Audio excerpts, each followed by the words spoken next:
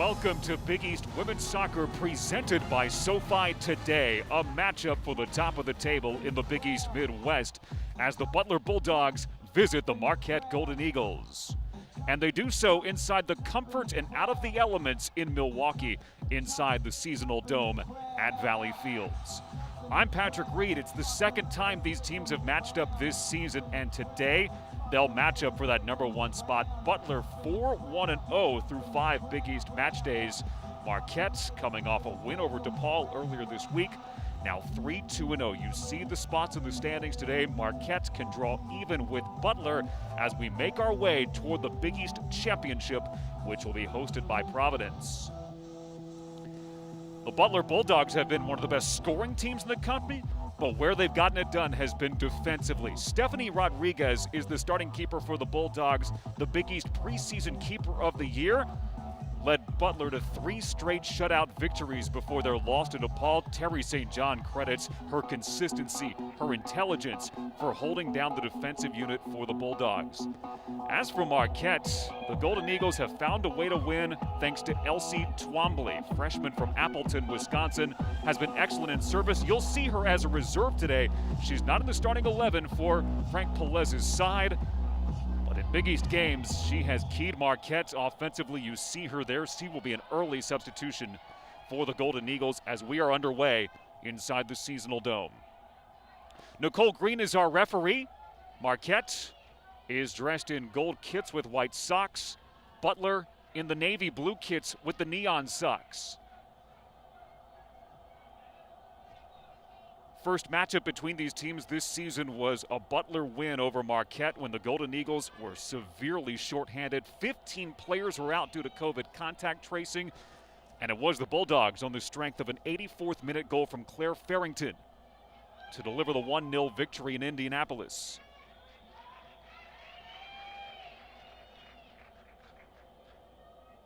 Far side throw-in for Amanda Kowalski.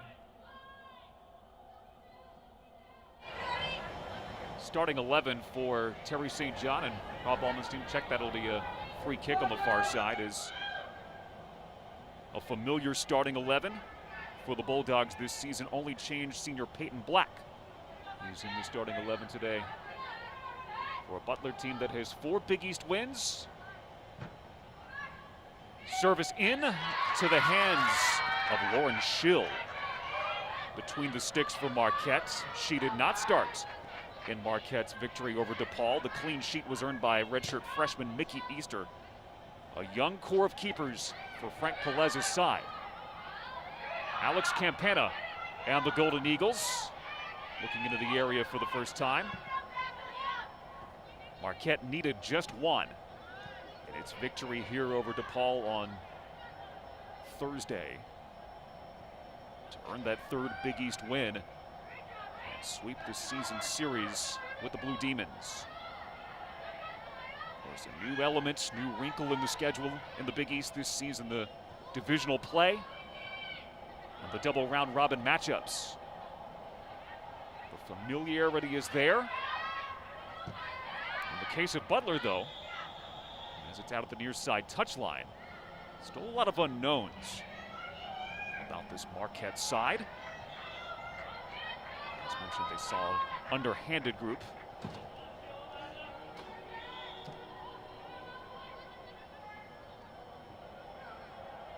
We play in the 3rd minute. Kelderman, left-footed toward Wetherell.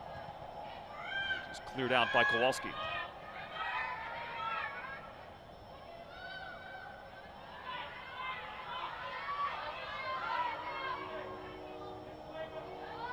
Playing the game indoors is something that Butler is relatively used to this season. Gaynor's direction taken by Leonard. Has to work on the near side of the field. Service in towards Savage is cleared. And there's a whistle and a foul, with Wetherell hitting the turf. Junior from Peoria, Arizona. And the starting 11 for the 6th time this season for the Golden Eagles. Here's the foul. Wetherell nicked on the clearance. As Black was whistled. Settled by Rachel Johnson. Now Kelderman. Cross field off of Black. Coming to it, Campana. Campana sees a run on the far side from Elena Eckert. Eckert has been a surprise for the Golden Eagles this season. Her service in right into the steady hands of Stephanie Rodriguez. Now Soderstrom, far side, will hold up.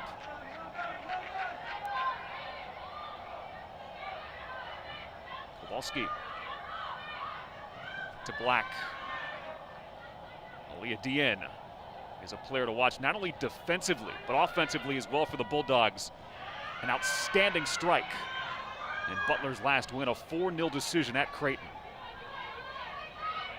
See her talents featured as Soderstrom sends it in. Schill has one clean sheet this season as she makes her 5th start. Freshman from nearby Pewaukee, Wisconsin.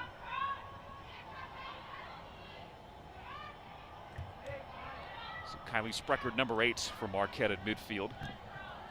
Turning to a midfield position today after playing in a defensive role. And the win for Marquette over DePaul had the matchup on Morgan Turner. First team All Big East player. Pelez felt it was more important to get her in a defensive role. Sprecher, senior, is the type of player he can rely on in all different parts of the field. Kloosterman with the long ball in Crow's direction. Taylor Crow comes to it with Sprecher watching. It'll be a Marquette throw on the far side.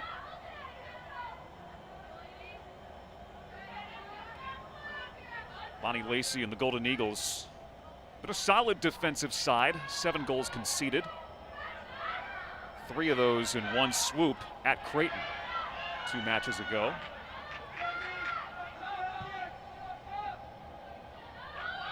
Creighton and Marquette will match up here on Thursday as Dien wins it.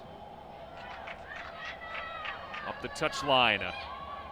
Kelderman holds off her woman as it's sent in by Burrier.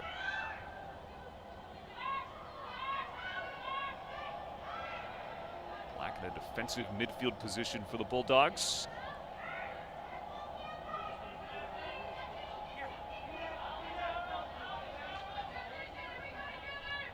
Kowalski to midfield.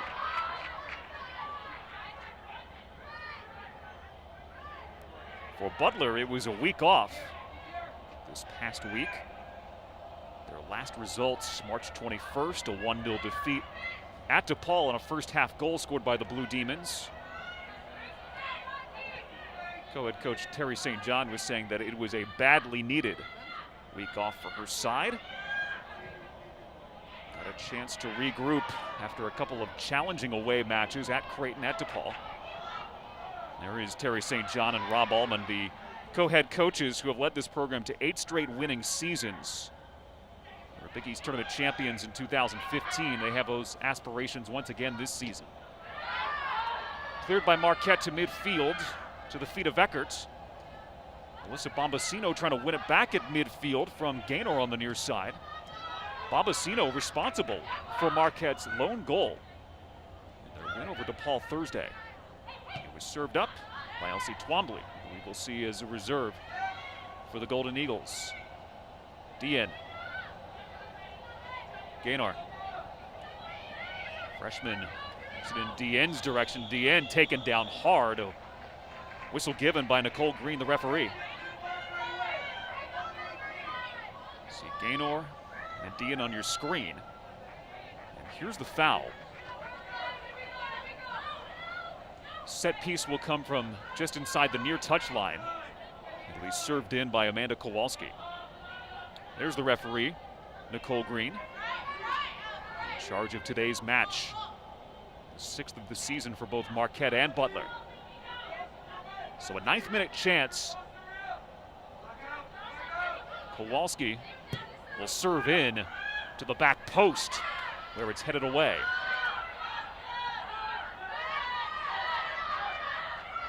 At times, the struggle for Marquette this season has been conceding goals off of dead ball and set piece situations. They've been cleaner in that regard and trying to counter here with Campana. Campana in a battle with Kloosterman, and Kloosterman wins it. Well done by the junior from Northville, Michigan.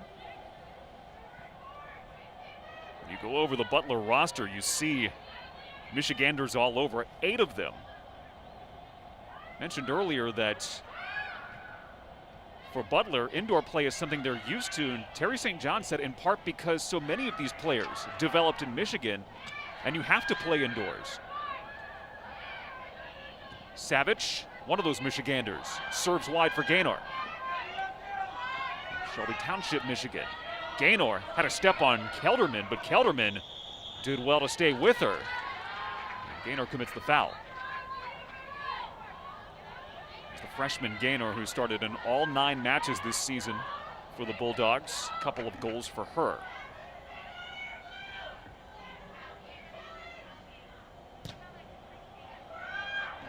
Shield to midfield, got under the service. It'll be Butler throw.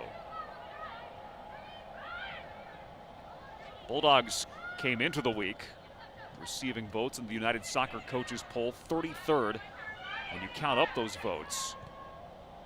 Only Big East team that is ranked. Georgetown Hoyas at number 12. The Hoyas unbeaten. But the earliest either of these teams would see Georgetown would be in the Big East championship match. And as of today, these would be the 2 sides representing the Midwest Division on a ball in. Cleared by Marquette. Savage was looking for it. Savage is the leading goal scorer for the Bulldogs with 7.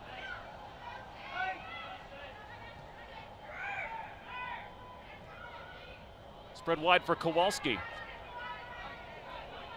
Sprecher sees Kowalski in her consideration. She cuts back. Leonard. Served back in the direction of Kowalski. Kowalski's ball in, blocked.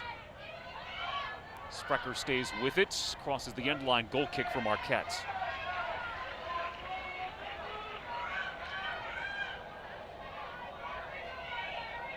There's been some big scoring performances for the Bulldogs this season. When you look at those 33 goals, pumped up in part by a couple of wins against non-Division I programs in which they compiled a 17-2 scoreline, but 4-0 over Xavier, 4-0 over Creighton, 3-1 over DePaul. That's getting the job done. And in Big East play.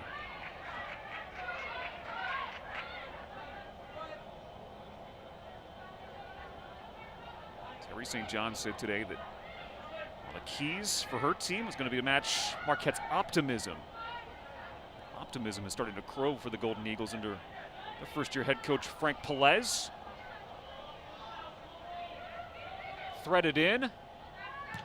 Shot from Savage, clears the crossbar. Big left-footed strike from Savage. Could see her in the warm-up. Just unleashes some unbelievable rockets. Reason she has 7 goals this season. She is tied for 9th in career goals at Butler with 22. Foul whistled at midfield. Quick restart for Lacey. Flipping the field for Marquette. And Sprecher will press in. Sprecher wins it.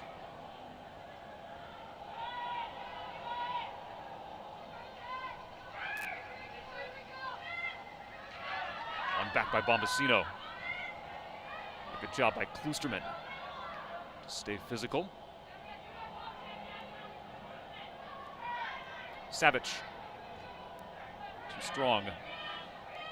Won by Johnson at midfield.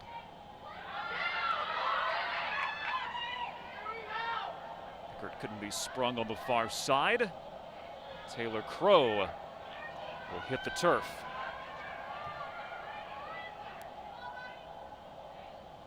Black. And Kloosterman plays forward. There's Leonard. Surveys at midfield. There's runners on both sides with Savage in tight. Johnson wins it.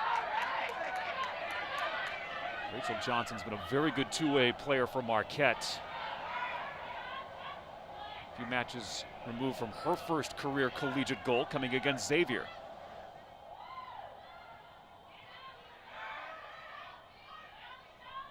Kowalski.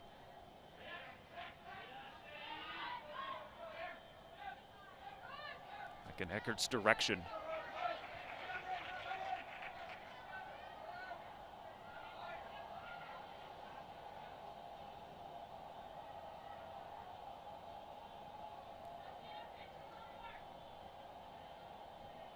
Seven 1-0 for the Bulldogs overall this season.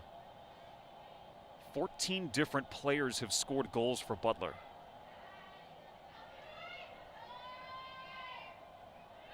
BEDN,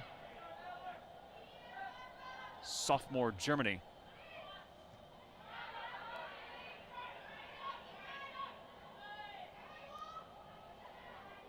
Kowalski has had an active first 14+ minutes as we play in the 15th.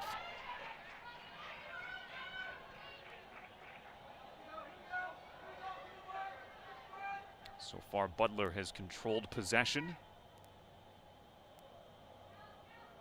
They outshot Marquette 21-5 in the first meeting between these two sides, 5-1 in shots on target. I mentioned Marquette was down players. Everyone's healthy there at full strength.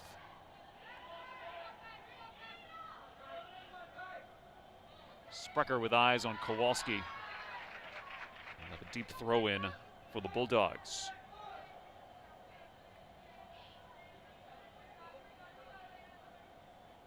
Here's the redshirt senior from Arlington Heights, Illinois, not far from home today. She plays in her 69th collegiate career match. She has been Big East Defensive Player of the Week once this season.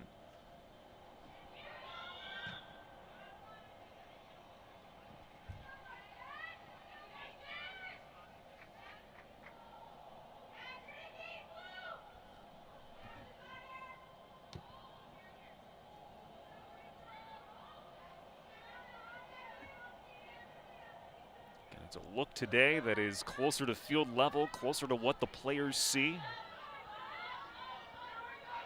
There are no fans, no one outside of game staff or team staff present inside this seasonal dome.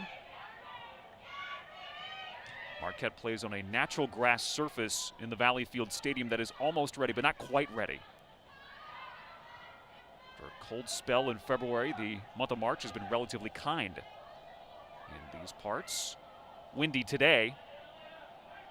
But that's been one of the nice elements playing inside here. The elements are taken out as a factor, where that can be one of the things that you have to play through, whether you play at Lincoln Park at DePaul, dealing with the wind in the aptly named Windy City, but Creighton can sometimes be challenging as well at Morrison Stadium.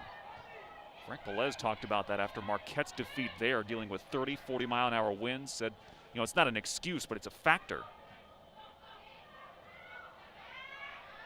Sprung on the far side, Soderstrom. Ball in, was looking for Leonard to get on the end of it, and Marquette has to clear out. Leonard, a player you certainly want to get on the end of balls. 5 goals this season for the freshman from Troy, Michigan. Number 22 in blue. Savage, number 7 on your screen, as a target for Kowalski. Comes into Leonard.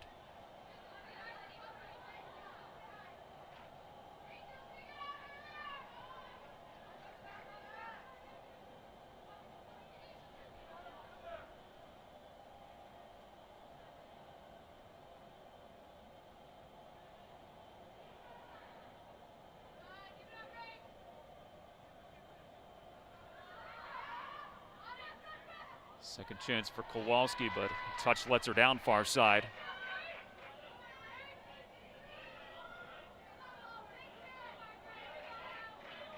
A lot of time spent in Lauren Schill's end of the field.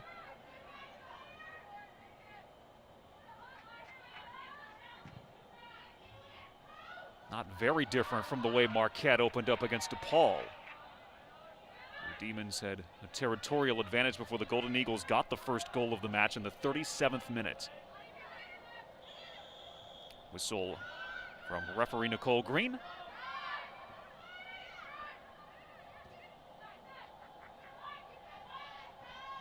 Crow, wide to midfield. A lot of time spent on the right side of the field for the Bulldogs.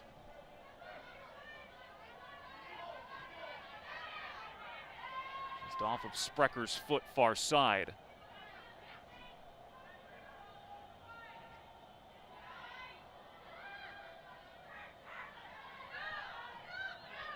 Black. Now Caitlin O'Malley, freshman center back, who has been rock solid for Terry St. John and Rob Allman this season. Leonard cuts it back.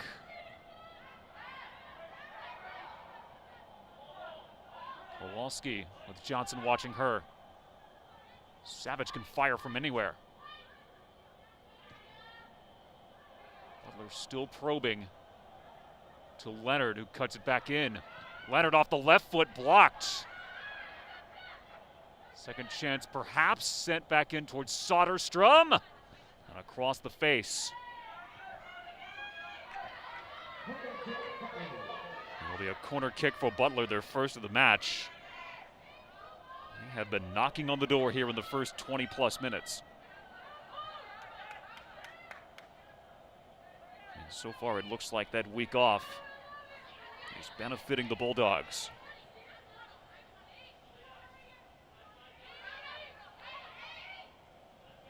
So this will be sent in off the right of Kowalski. Our mates are gathered right in the middle of the area. Lauren Schill watches as the service comes in off the head of Savage and high. Well done to find Savage, but she couldn't bring it down.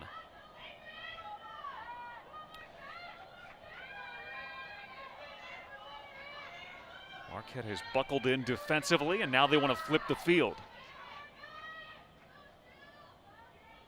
Here it comes into midfield. Eckert has it settled, but it's won back by Butler. The Bulldogs have been good on the 50-50 balls today. Marquette hasn't done enough of what Frank Pelez wanted from his side, which was to disrupt. That was the one word he said. Disrupt Butler's flow, and right now that flow is working for the Bulldogs. Here's Aaliyah Deanne. In towards Savage. Good idea from Deanne, but sent it just a little high over Savage. The Bulldogs are keying in on number 7. There she is. Junior from Macomb, Michigan. Preseason All-Big East selection. Second team All-Conference last year. Terry St. John said what we wanted to have coming into this season was depth from a scoring position, and they certainly have that. It's not all Savage. Mentioned the 14 different goal scorers. She says we want to have 6 or 7 go-to players in any given year. Too much on the service for Kelderman. And it has not been a busy day for Stephanie Rodriguez, who we featured in our open. Sure-handed, sure-footed keeper from Batavia, Illinois.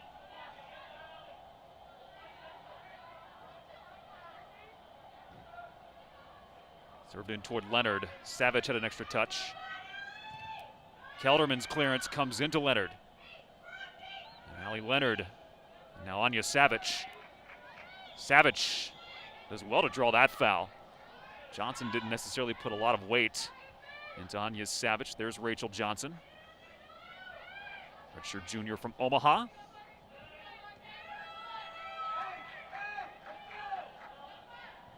So while you take a look at this foul, the Bulldogs try to assemble in midfield. They give it away.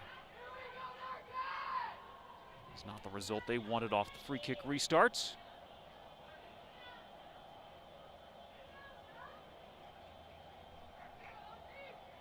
Throw-in will come here in front of the site of Frank Pelez, first-year head coach of the Golden Eagles.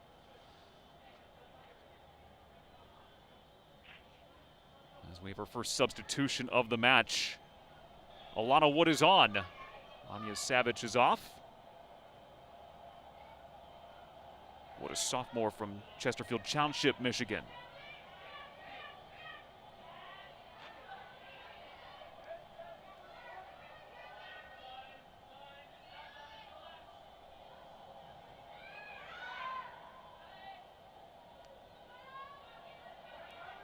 Crow is pressure in her direction. O'Malley. Now Deanne. First touch coming for Wood.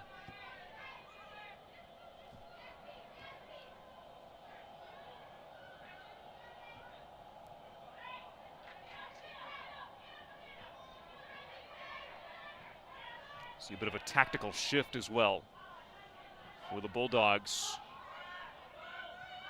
Black playing back, Crow playing forward.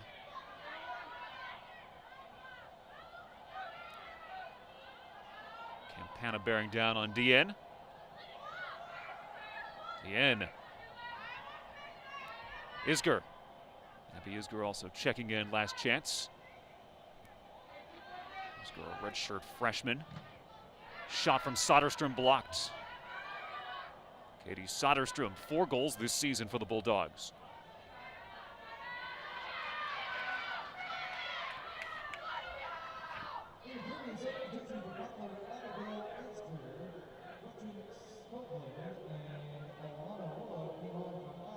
So the Bulldogs had 3 substitutions in that last swing. Isger, Gretchen Skoglund, Alana Wood from Marquette, Elsie Twombly now into the match.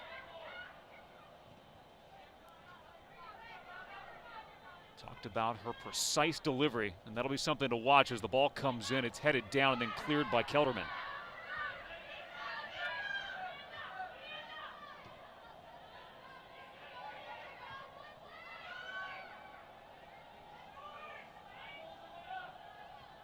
This has been a calm and a confident attack today from the Bulldogs. Isger. Deanne. Campana trying to disrupt now and does. Black. Now Crow, they've switched again. Skoglund. Skoglund has 4 goals this season. Bulldogs forced back.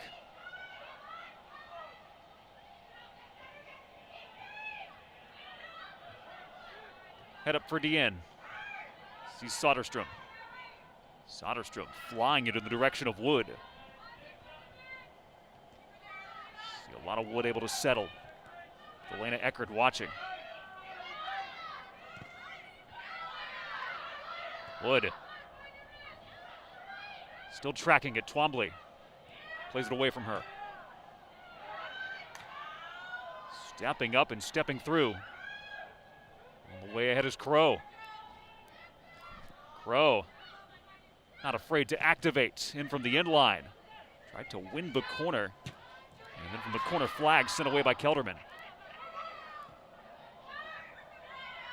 Bulldogs are closing ranks on Marquette here in the 28th minute. As they look for that first DN service in back post. Soderstrom charging to the ball. Bombasino first to get there for Marquette.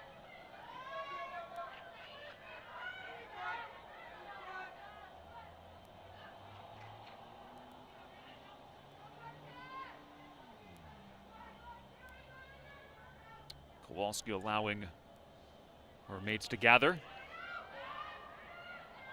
Black. Now Wood. Wood will cut through. Ball ahead from Burrier. Campana's not going to get there, but O'Malley will.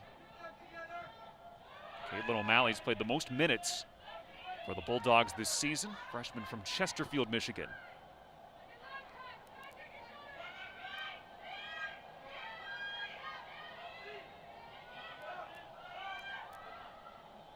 Monticello playing forward. Won back by Isger. Monticello getting back into position as Isger looks at her options.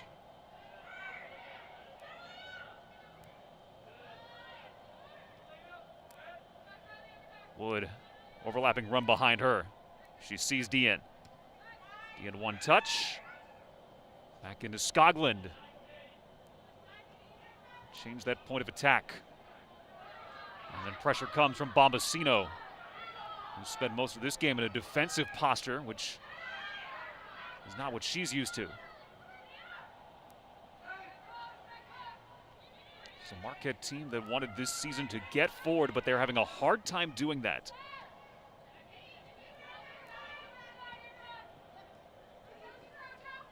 Elderman getting physical defensively. Does well to win the ball. You see the reaction from Soderstrom, the junior. He's looking for the whistle. So we are approaching the half-hour mark in the first half, along with our fine crew. This is Big East Women's Soccer presented by Sofi. I'm Patrick Reed. It has been the Bulldogs dominating the first nearly 30 minutes. And they're playing, coming off a week off. Marquette is playing its second match of the week. Even with a truncated season, even with a spring season, that's not unlike the fall seasons where you have to play 2 matches a week. Campana chips in. No problems for Rodriguez, who gathers her group.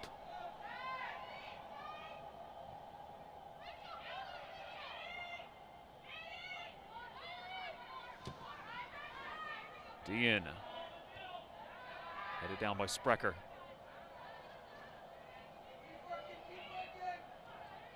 Taken away from Black. Wetherell. We'll see if Marquette can activate here as Bombasino puts a ball in Twombly's direction. It's played out far touchline. Keep an eye on Twombly, number 10. She's on the far side. Marquette now will make its second substitution as Haley Block will enter the match. Sophomore from Grafton, Wisconsin, who was the Ohio Valley Conference Freshman of the Year last year in Southeast Missouri State with 8 goals. She has won this season for the Golden Eagles, coming against Xavier.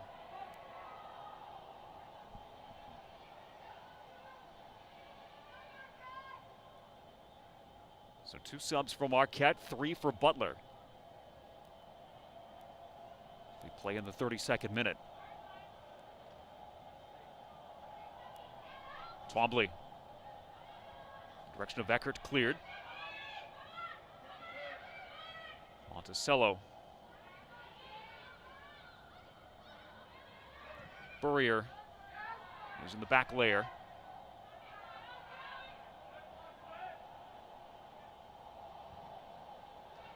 Marquette trying to gain some territory here. Goes off of Wetherell.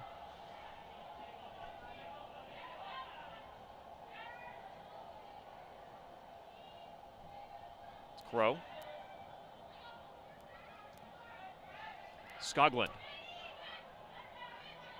Calmly wide. To the foot of Dean. Becky Dean just into the match for Butler as well.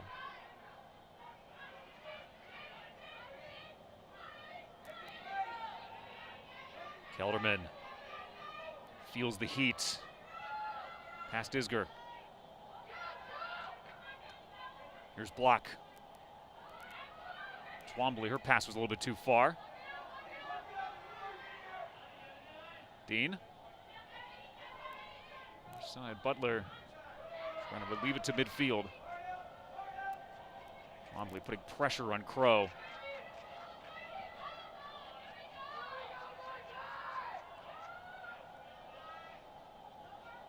So this has been a rare opportunity for Marquette to play out of its own end of the field, and to make Butler defend.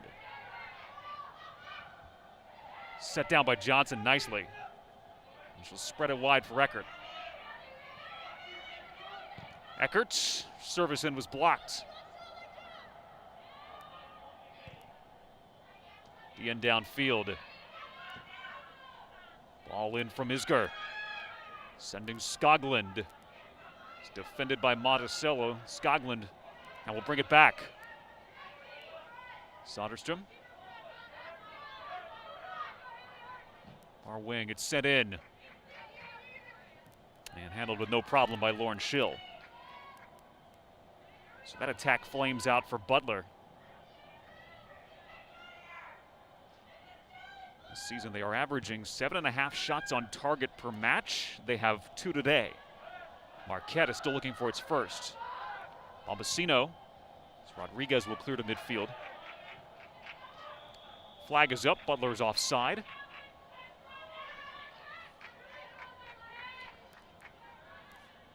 Mention the lack of shots. Marquette's first shot last time out came in the 37th minute. It resulted in Alyssa Bombasino's first goal of the season. So it's not about volume, it's about creating that chance. Marquette's got to do a better job to get forward.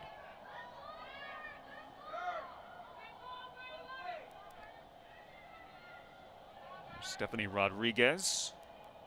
Terry St. John's been really pleased with her solid all-around play. Says, well, that's because she's a solid all-around person. So that's reflected, she said, both in the classroom and on the field. Really consistent.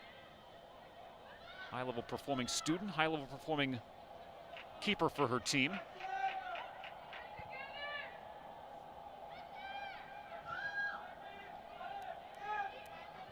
Turn here from O'Malley. Wood, near touchline. Isger has gold shirts around her. It'll be a Marquette throw-in. Good job by Kelderman to force that mistake. Bombasino out wide. She's trying to earn that first corner for the Golden Eagles.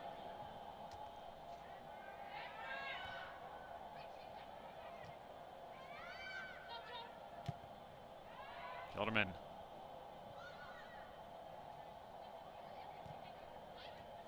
Played to Isger. Kelderman again. Chance here, as Twombly couldn't get on the end of it.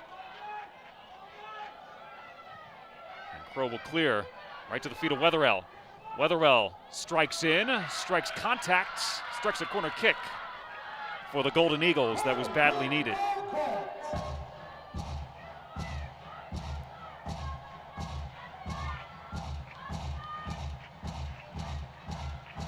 There is Katrina Wetherell. She'll send this in off the right.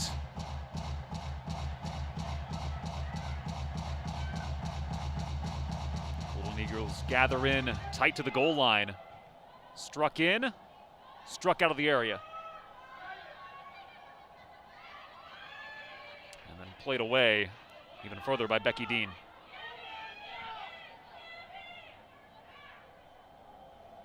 Twombly has been outstanding in service, but she has her back to the goal now. Marquette earns a throw in the 37th minute. Eckert is in to take it. So look at what Elena Eckert will see. Twombly. Clearance will come this way.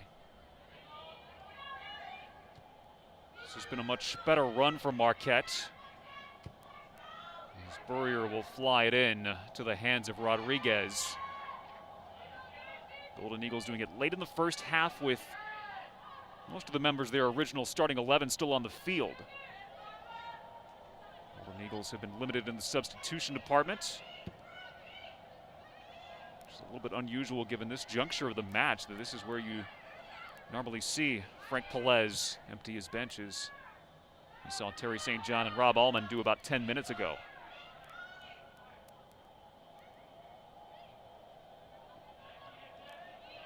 O'Malley weaving. Isger.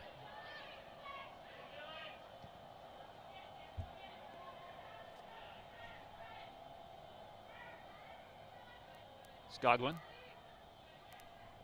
Our side, Gabby Smith getting some run in the first half. Butler's got one more sub coming as well, as Anna Schrader from nearby Watertown, Wisconsin, waiting to enter the match. Isger. High ball into the back post. Was looking for Skoglund. The volley goes wide across the face of the goal.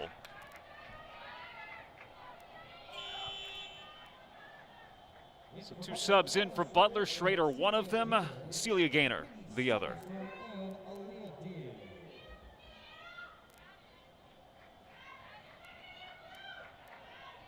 So look at Gabby Smith, redshirt sophomore from St. Louis. She's been a reserve in all 9 matches for the Bulldogs this season.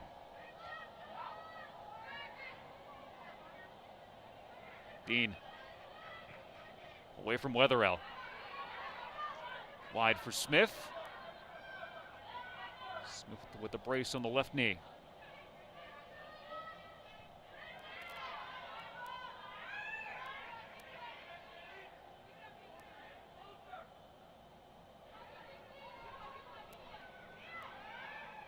Skoglund chipped forward. One back by Marquette. Trying to counter here. Monticello leads the charge. Twombly will pressure O'Malley. Who has to play it back to Rodriguez. That was dangerous for Butler. Twombly was looking for Wetherell, who was running behind her.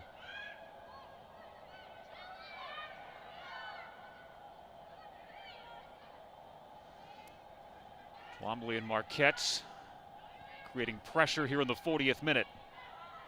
In a half that, for the most part, has been dominated by Butler. And the Bulldogs looking fresh after a week off. Coming off some difficult play on the road. This is the 3rd straight match away from home from the Selleck Bowl for the Bulldogs.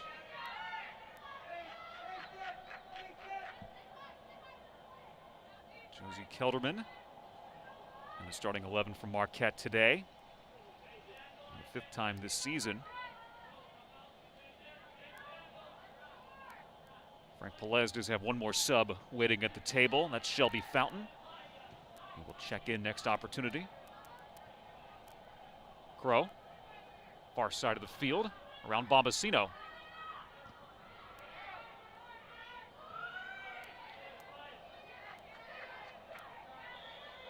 Block is ripped to the turf.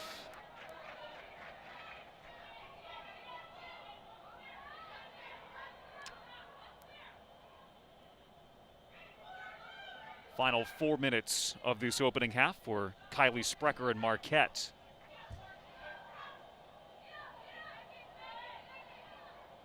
Isger chips it forward. Skoglund has a step. And she'll send it wide to keep the forward momentum moving for the Bulldogs. Gretchen Skoglund sends it across! And it's saved by Schill.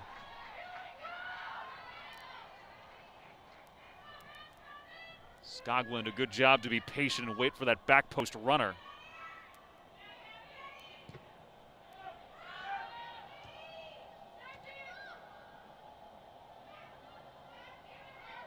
Twombly and Marquette stop for the moment. Rachel Johnson. Monticello wide onto the feet of Sprecher. Gives it away to her opposite 8.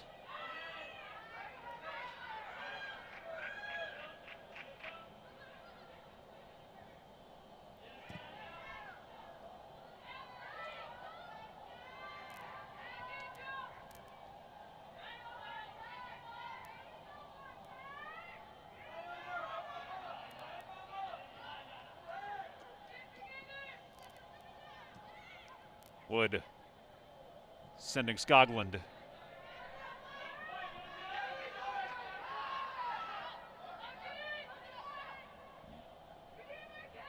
Throwing for Celia Gaynor. Taken right back by Wetherell. Twombly with her. Wetherell will float it across as it bends away. Creates a problem. Twombly, but Rodriguez will get there.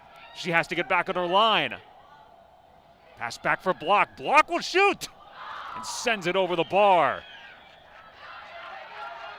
What a chance for Marquette to get Block on the end of this scoring chance. It was all set up by Wetherell, curling the ball across, making it difficult for Crow. You see Twombly on the recovery. She sees Block, And Haley Block sends it just inches over the crossbar. So Marquette gets it sub on. Fountain comes in to relieve Elena Eckert. Off the heels of a couple of quality scoring chances for these sides, one for Butler and Anna Schrader, one for Marquette and Haley Block. As the two Wisconsinites try to create something for their sides in these final moments of the first half. Foul against Bombasino. 1 minute remaining in the opening half. There is Alyssa Bombasino. A goal in her last match.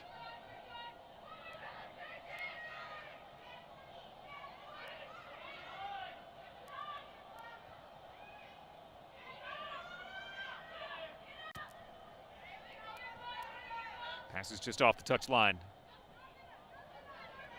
So Kelderman will try to wind it up quickly here.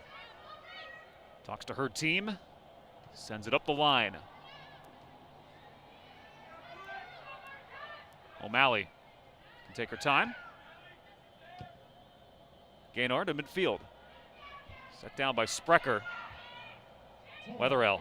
As part of a quality scoring chance for Marquette.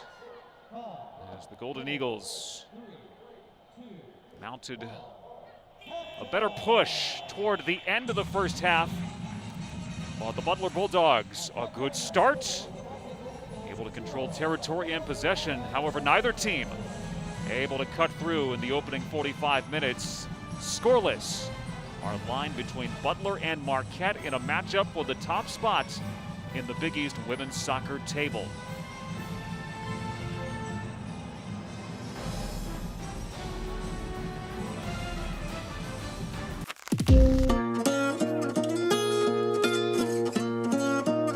The amount of student loan debt I have, I'm embarrassed to even say. I felt like I was gonna spend my whole adult life paying this off. Thanks to Sofi, I can see the light at the end of the tunnel. As of 12 p.m. today, I am debt-free. We have no debt, we don't owe anybody anything, and it's fantastic.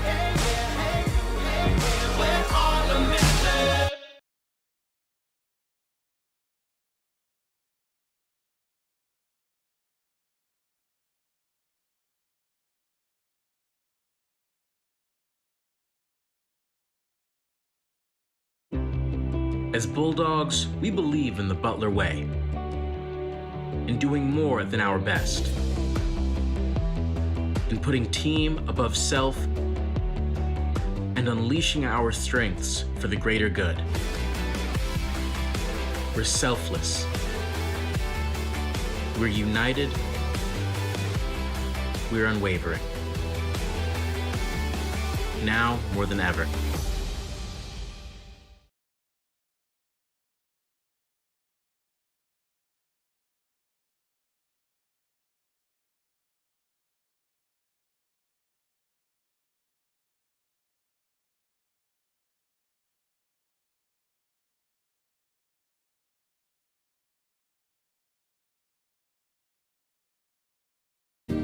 We're different here. We don't just get up for another day. We rise. We don't just work. We endeavor. We're women and men for and with others. We have hope, we believe, and we celebrate. Why are we different? So we can be the difference.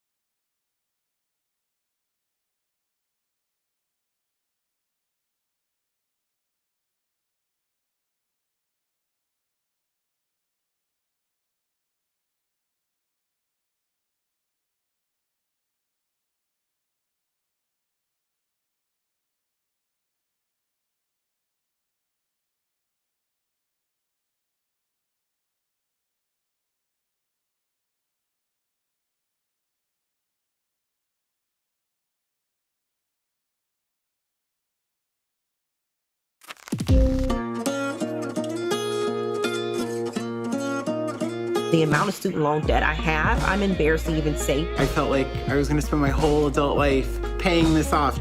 Thanks to Sofi, I can see the light at the end of the tunnel. As of 12 p.m. today, I am debt-free.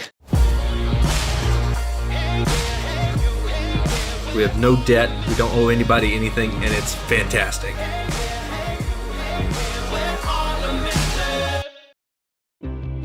As Bulldogs, we believe in the Butler way, in doing more than our best, in putting team above self, and unleashing our strengths for the greater good.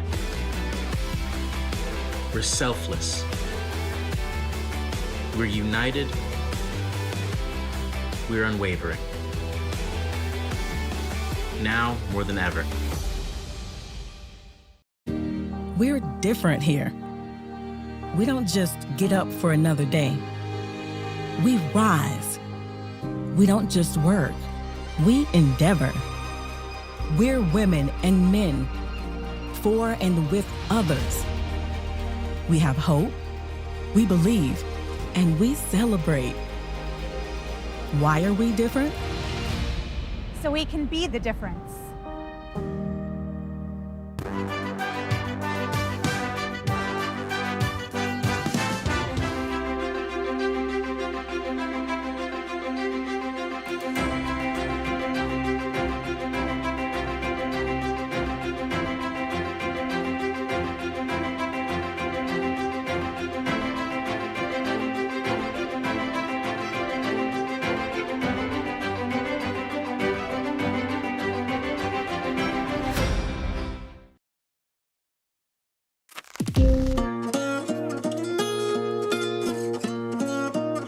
The amount of student loan debt I have, I'm embarrassed to even say. I felt like I was going to spend my whole adult life paying this off. Thanks to Sofi, I can see the light at the end of the tunnel. As of 12 p.m. today, I am debt-free. We have no debt, we don't owe anybody anything, and it's fantastic.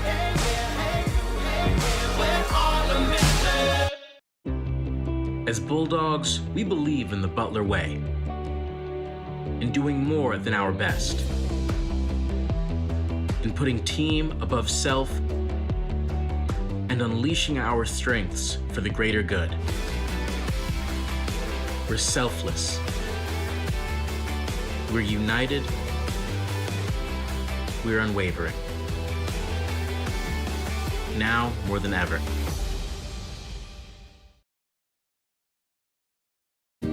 We're different here.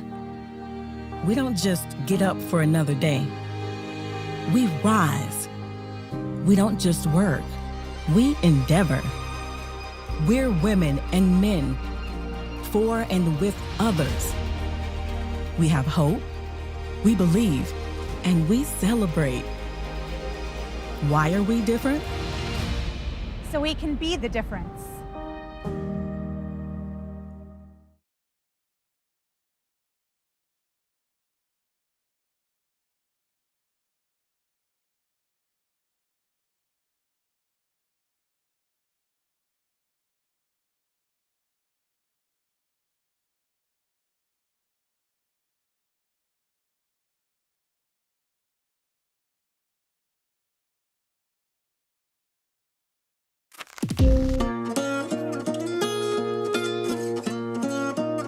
The amount of student loan debt I have, I'm embarrassed to even say. I felt like I was going to spend my whole adult life paying this off.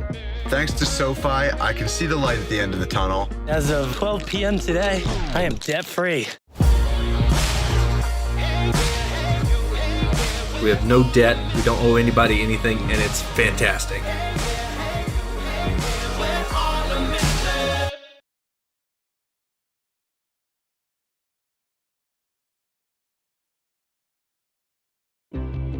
As Bulldogs, we believe in the Butler way, in doing more than our best, in putting team above self, and unleashing our strengths for the greater good. We're selfless. We're united. we're unwavering. Now more than ever. We're different here. We don't just get up for another day. We rise. We don't just work. We endeavor. We're women and men, for and with others. We have hope, we believe, and we celebrate. Why are we different? So we can be the difference.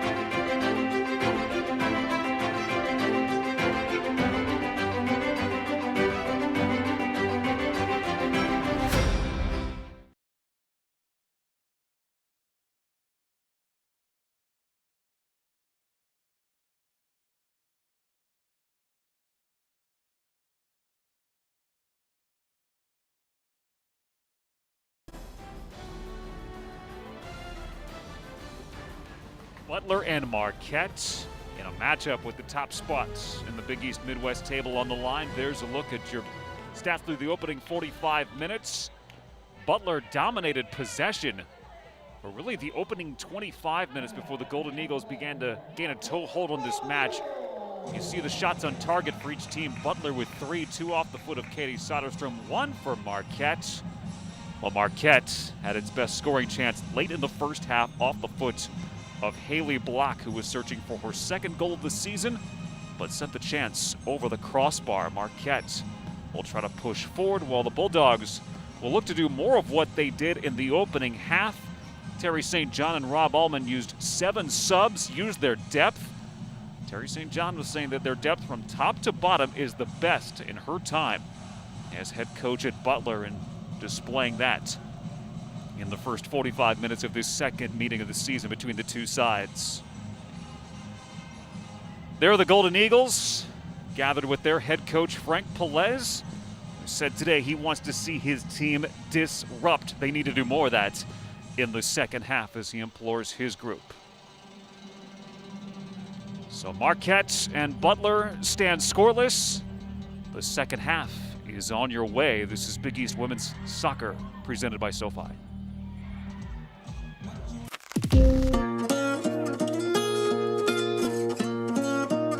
The amount of student loan debt I have, I'm embarrassed to even say. I felt like I was gonna spend my whole adult life paying this off.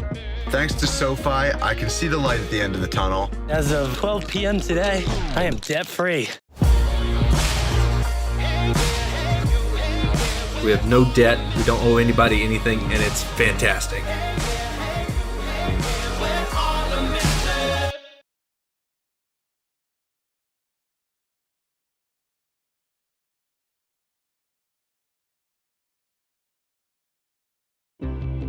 As Bulldogs, we believe in the Butler way, in doing more than our best, in putting team above self, and unleashing our strengths for the greater good. We're selfless. We're united. We're unwavering. Now more than ever.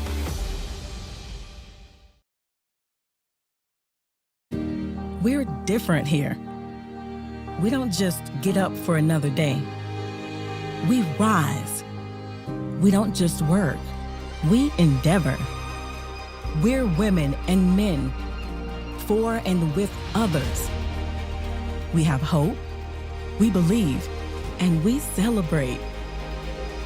Why are we different? So we can be the difference.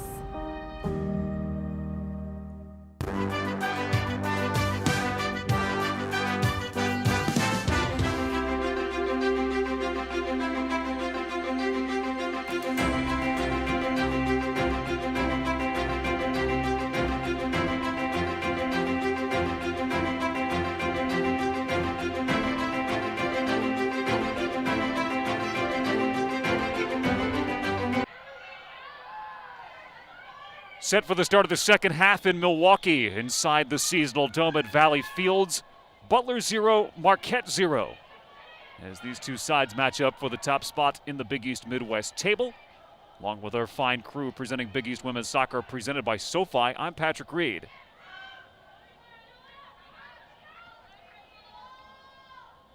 Butler Bulldogs, an outstanding start. Looked fresh, looked rested, and looked sharp, but just unable to deliver that quality scoring opportunity, which has left them wanting after one half. Marquette was in a defensive pose for the first 25 minutes before the Golden Eagles gained some territory, and they gained a quality chance late from Haley Block, but that has been it. Butler in the blue kits with the neon socks, which has become their signature look as a program. Ball on the outside of the foot from Kowalski. Served in by Soderstrom, cleared by Josie Kelderman and Marquette. The Bulldogs look to attack with purpose. In the second half, in toward Anya Savage. Shot from Soderstrom! Touched over by Lauren Schill. What a strike from Soderstrom. Hammers it off the right foot. Hammers it from beyond 18. Corner kick. And here it is. Savage.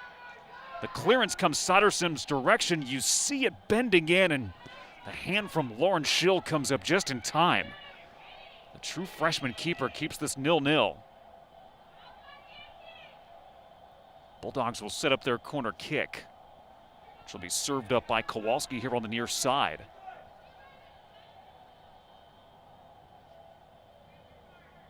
Katie Soderstrom, the junior from Carmel, Indiana, has been engaged in this match in search of goal number 5 for the season.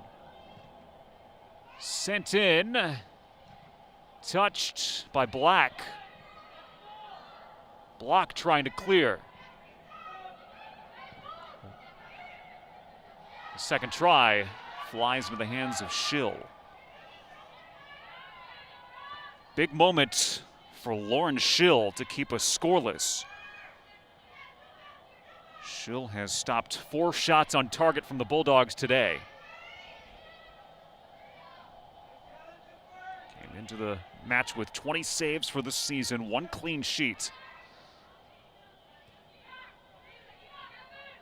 Marquette as a team has 3 of those this season, including 2 of them against DePaul.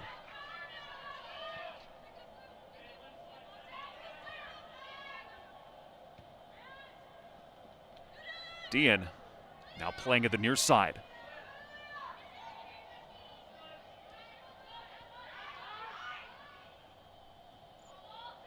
Savage can let it fly from distance. Soderstrom had the quality chance moments ago. Savage gives way. This is a Butler team that has piled up the goals this season. Back across towards Soderstrom. Not get the power behind that. There's good service in by Justina Gaynor.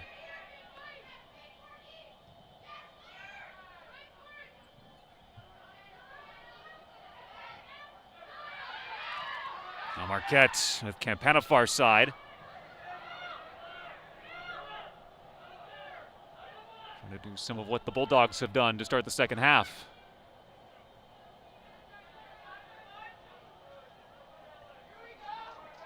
Kelderman throws in. Block. That is Marquette's best scoring chance of the match so far, as she searches for her second goal of the season.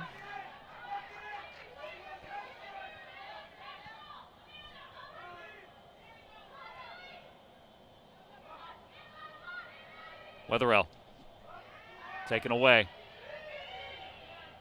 Savage. This is Kowalski. Kowalski. Run on the far side for Butler for Soderstrom, who skies it over the bar.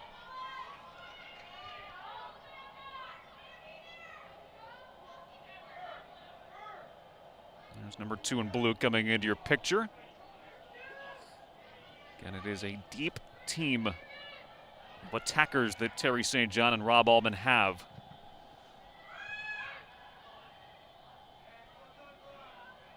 And if you're just joining us, we've talked about the way Butler has scored this season. 33 goals, 17 against non-Division I teams, but they've piled up big score lines against Big East sides. 12 goals in conference play. That is third among the 11-team Big East. Of course, the Midwest Division this season featuring just the 5 teams.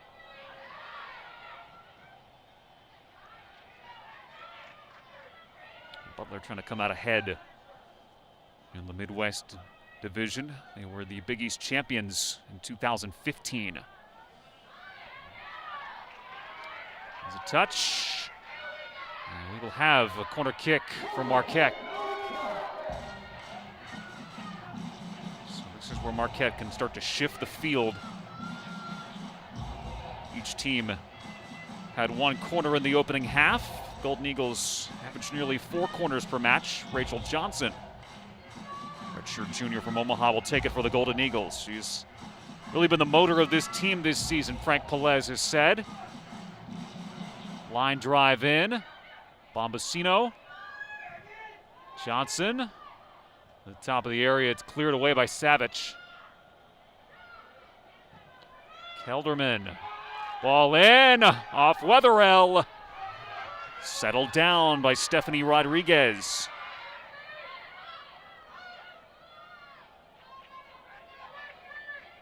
Rodriguez has played all minutes for the Bulldogs this season. She is second in the league in clean sheets with 4.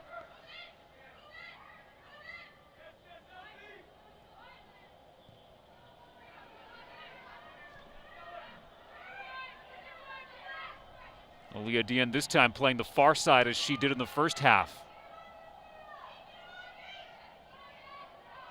Monticello. Side of the give and go. Marquette calling for the throw. See what referee Nicole Green says as she comes over. Monticello pops off the turf. Fouls about even in this match. 7 for Marquette, 6 for Butler. No cards have been issued. And she'll hold up play for just a moment. As Butler and Justina Gaynor were set to throw in. Marquette will throw, and she's going to slow it down again. A little hard to hear the whistle that referee Green is using today. Throughout the COVID-19 pandemic, officials have been using different types of whistle, different P in the whistle. It doesn't send droplets, of course. Referee Green is in a mask today.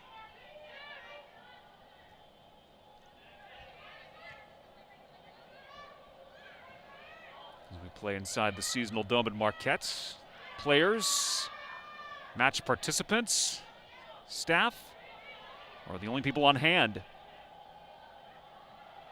And you get to enjoy this from field level as we do. Here's Allie Leonard. Gaynor. Bombasino tries to clear. Sprecher will help. And Kylie Sprecher from Marquette has been a player to watch for the Golden Eagles this season offensively, but Frank Pelez using her in a defensive role as he's trying to use his best player where he can on the field. And he can do that because he says it's not about her, it's about the team. What she can do to help the team is what she will do. So Marquette will throw in far side, quickly changing the field.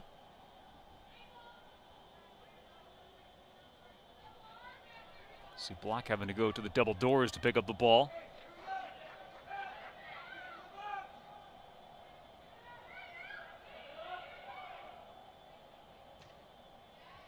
Cleared out by O'Malley. Johnson. Another clearance. Bombasino cuts back. Bombasino lets it rip over the bar. Good strike there by Bombasino, slightly off target. In the search for her second goal of the season. She's 11 in her career. Watch this, top of the 18. Just missed. And a moment to exhale for Stephanie Rodriguez and company. Butler will make the substitution. First substitution of the half. BEDN is off.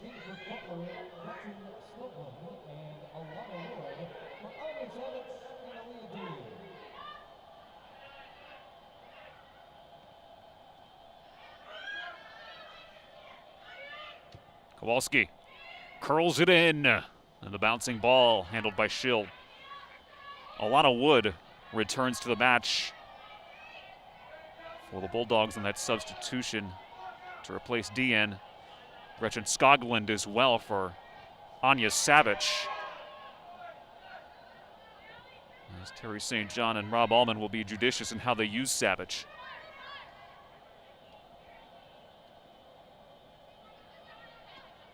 Leonard. Cleared by Sprecher. Collision at midfield. Claire Farrington. Australian product, a freshman for the Bulldogs.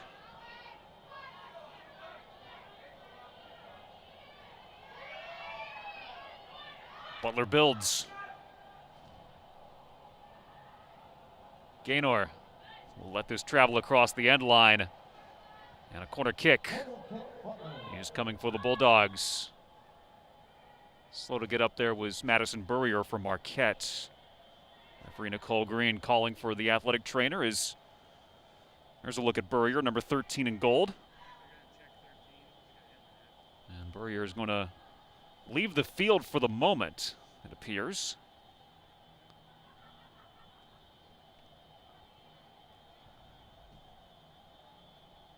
Sub is called off.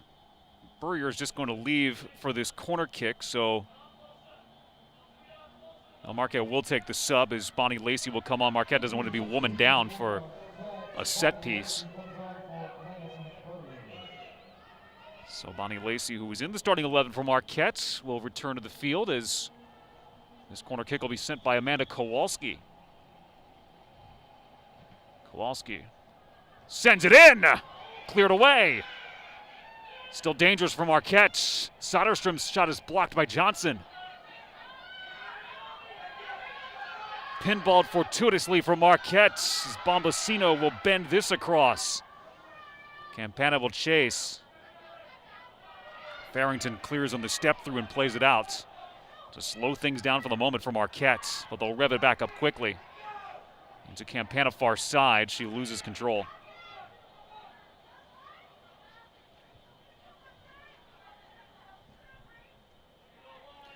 So let's take a look at what happened on that last corner kick. You see it bent in, bending and bending, but it went off the head of Sprecher, who was there to clear it off the line. What a job by Kylie Sprecher. Normally scores goals, they're preventing one, as it was nearly bent in on the corner by Amanda Kowalski.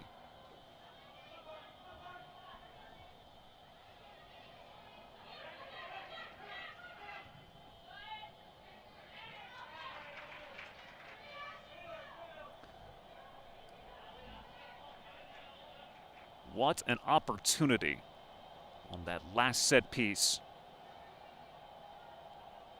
Gaynor pauses before the throw-in.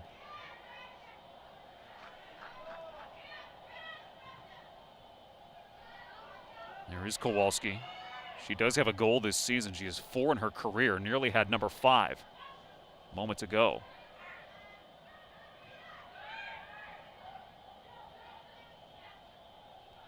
Soderstrom. Gaynor. Skoglund will cut it and send it in. It's over the head of Bombasino. Got a quality chance herself in this half. Up the wing, trying to spring Twombly. And Twombly was well defended by Farrington. Wetherell. Is it on the right foot? Send ahead for Twombly. Save Rodriguez. Cleared by Butler. Pinpoint passing from Wetherell, but Twombly unable to put it away. Action heats up here in the 60th minute. Picked off by Johnson. Bombasino cuts her way in. Bombasino has it on the right, lets it fly. Handled by Rodriguez. Second quality chance for Bombasino, but let's take a look at this one. This is from Twombly. She had the room, and Rodriguez able to challenge at the top of the goal box. You see why she has been one of the most accomplished keepers in the Big East this season. And why she is third at Butler in career shutouts. So attack comes, Kelderman snuffs it out, and then there's a foul against Butler. Shaking her head is Soderstrom.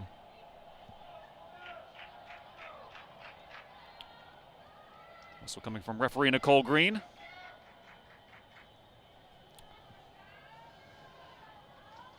And for a moment, a chance to breathe a little easier for Lauren Schill and Marquette. Both sides have had their chances in the second half. It has been a second half that has been played with pace. Butler's was on a corner kick chance for Kowalski. Marquette's was moments ago from Elsie Twombly. And the run of play is Marquette, and Frank Pelez wants to see his side push forward. Sprecher in. Goal for Marquette. A back post. And it's waved off. The flag is up. Haley Block can't believe it.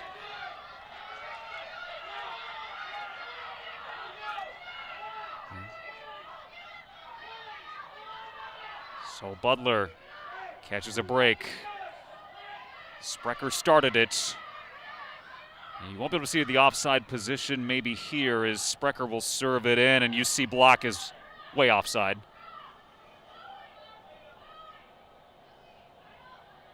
She was almost a full yard behind the back line.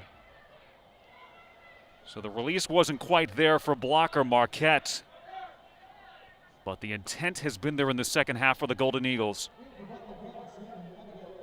Meanwhile, Butler will make a substitution.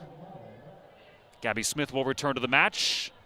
Amanda Kowalski is off. Kowalski will take a break, and she was nearly the one that delivered the goal for Butler. Trying to bend in a corner kick that was cleared off the line by Kylie Sprecher, and Sprecher moments ago nearly creating that first goal for the Golden Eagles.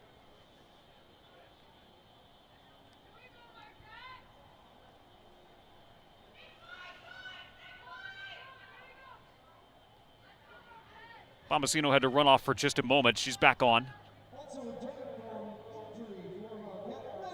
For Marquette, Madison Burrier has returned. Burrier had to leave briefly.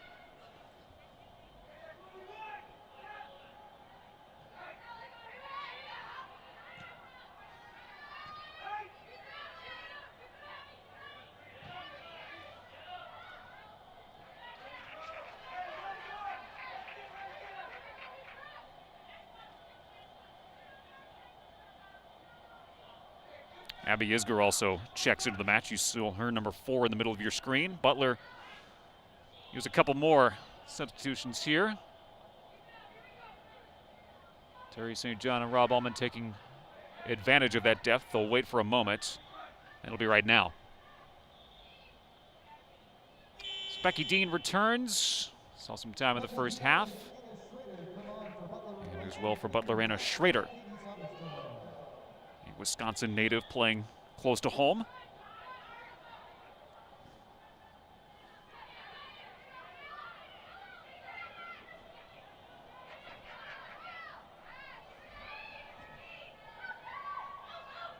Twombly holds up. Corner kick coming. For Marquette, this will be the third corner. There's a look at Twombly.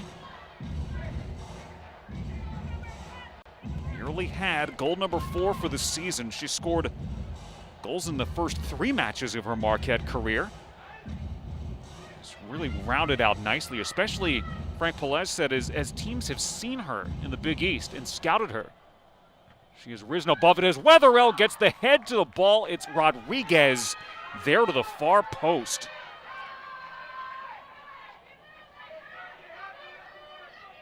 Wetherell this time the target on the service in.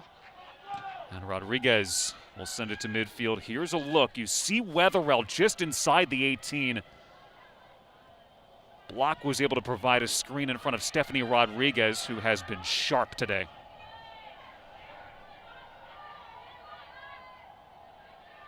Kelderman does the job defensively. Dean tried to turn on it. Block wins it back.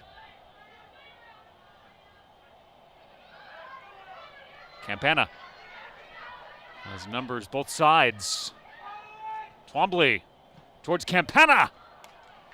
And her shot did not have enough pace on it to beat Rodriguez.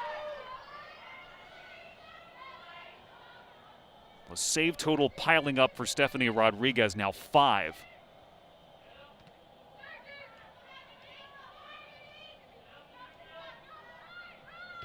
If you're watching, her career high is 8. She made 8 saves last year against Creighton. Johnson to the middle. Campana on the right foot, her pass ahead for Twombly, and she is offside. I'll see Twombly, product of Appleton, Wisconsin. Kimberly High School, they're the Papermakers. 99 career goals there. For Elsie Twombly. He's a quiet player, but absorbs the instruction from the Marquette coaching staff so well. He's really going to round into a nice player for this program. Monticello clears. Well, this has gone nothing like the first half from a Marquette perspective, as the Golden Eagles had to sit back and absorb possession and pressure from the Bulldogs for the opening 25 minutes. Both teams will sub on. Elena Eckert returns from Marquette. For Butler, it'll be Taylor Crow. Crow will help out defensively. Eckert will be stationed up top.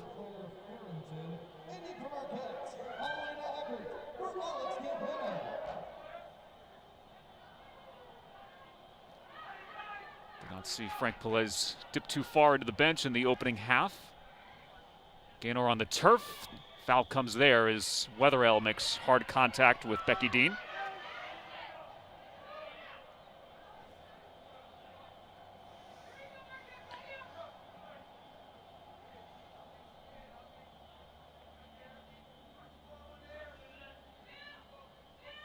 This match has really picked up in pace here in the second half. No surprise for Butler, which again was fresh coming in. A little bit surprising for Marquette, which had to battle to a 1-0 win over DePaul Thursday. The Golden Eagles have been very good here inside this seasonal dome, 4-0-0 at home. They've won their matches by a 12-3 scoreline, and this is a place where they have been comfortable. It's their bubble. As Coach Frank Pelez has said, it's literally a bubble, but it's their bubble in life right now. And they've defended it well. This goes off the wall. We do see situations sometimes in here where a drop ball is required if the ball is played up into the lights, which are inside both touch lines.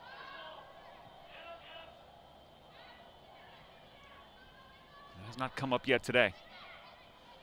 Wetherell draws the foul. Gabby Smith gets the whistle. Smith playing in her 17th match for Butler. Ball comes in her direction. There's a look as she got into the backside of Wetherell, coming right here. Smith with an extra chop in going to the ground.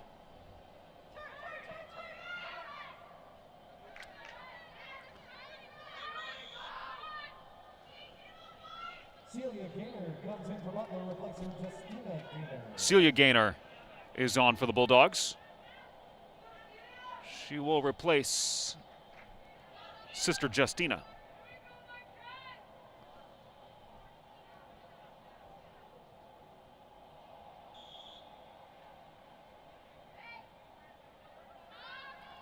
We play in the 69th minute in Milwaukee. Matchup between the two top sides in the Midwest Division of the Big East. There's Twombly from the end line, draws the corner. Check that, it'll be a goal kick here for the Bulldogs.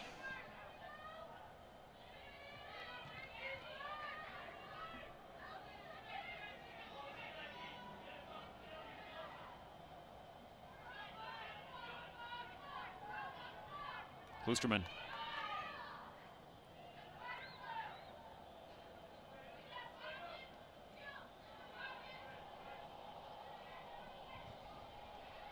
Attack is up the far wing. Laid back. Pushing forward Schrader. Schrader's cross deflected away by Madison Burrier.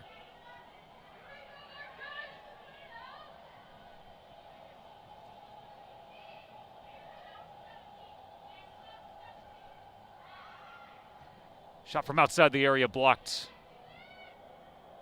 Sprecher chases.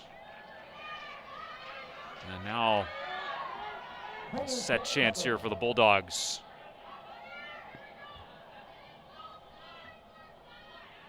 The last time Butler took a corner, it was nearly bent into the net, but that was at the far side of the field, and it was also off the right foot of Amanda Kowalski, who is not on the field right now for the Bulldogs. So Abby Isger, redshirt freshman from Indy, will send this. Isger to the back post. Schrader. Cut back by Dean. One back by Twombly. Butler will continue to press. It's a deflection and Schill will come off her line. Not seeing nearly as much action in this second half as she did in the first.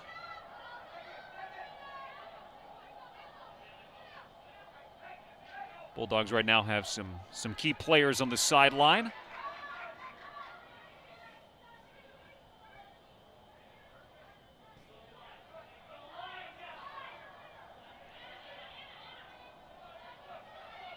But even with reserves on, this is a group that Terry St. John and Rob Allman have that's have a well-established identity. Everyone knows their principles as a program. And they have taken advantage of this spring season to have a fine start. Marquette with a substitution. Mason Clare will check in for the first time. There's number 5 for Marquette, freshman from Rubicon, Wisconsin.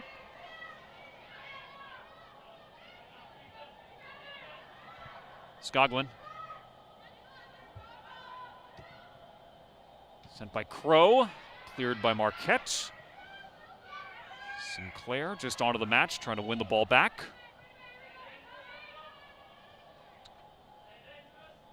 '72nd minute, where we see both teams still looking for that first goal. It has not been a match without chances. There's been a well-played one between these two sides.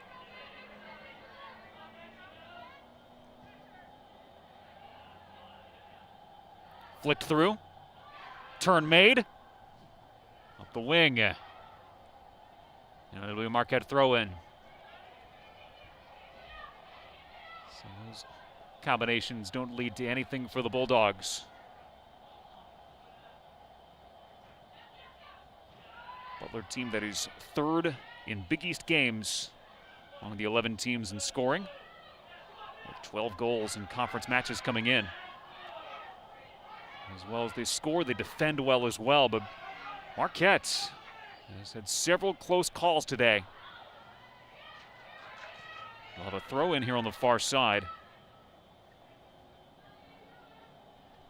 But that last line of defense in Stephanie Rodriguez has been the difference for the Butler Bulldogs. Turn made. Isger. Here's Crow. Hot pass. Cleared by Monticello.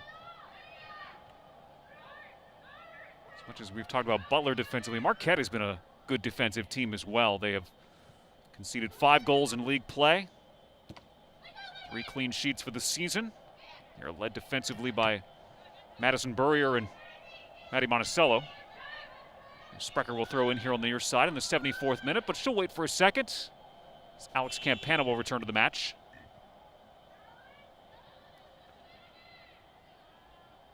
So this team has its own defensive identity as well. Today they look for their 6th win for first-year head coach Frank Pelez, who, of course, is well familiar with this Marquette program, being the 19-year assistant to Marcus Roders. Frank left for a little while, went to Loyola Chicago. And team up with Barry Bimby and lead that program to a lot of success, as they have been an NCAA tournament quality side, and he's trying to do the same thing with his own program here at Marquette.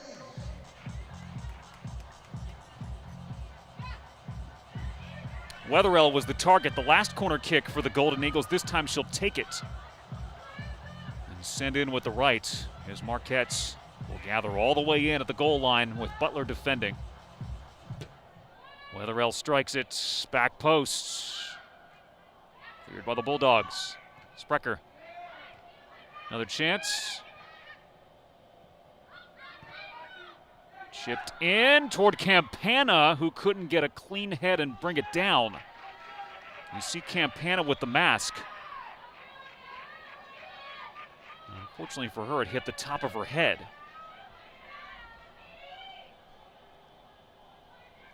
Katie Soderstrom returns for Butler. Anna Schrader leaves for the Bulldogs. Soderstrom has had a nice afternoon, and so has Stephanie Rodriguez, who has turned away 5 Marquette shots on target.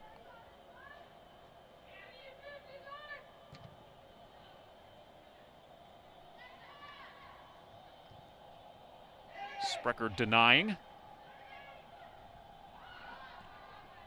It's blocked from Marquette on the far side. She'll receive this pass from Elena Eckert. And will fly it back in, but it's cleared.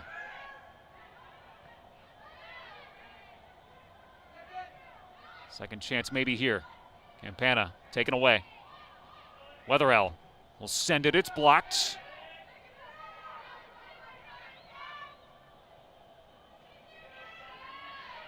Counter. And Smith holds up and will slow it down. Skoglund. Skoglund has some numbers with her. She'll bend it across the area for Soderstrom, but just out of her reach. A little bit too far. There's Gretchen Skoglund. 7 matches coming in. 4 goals, 2 assists, 10 points.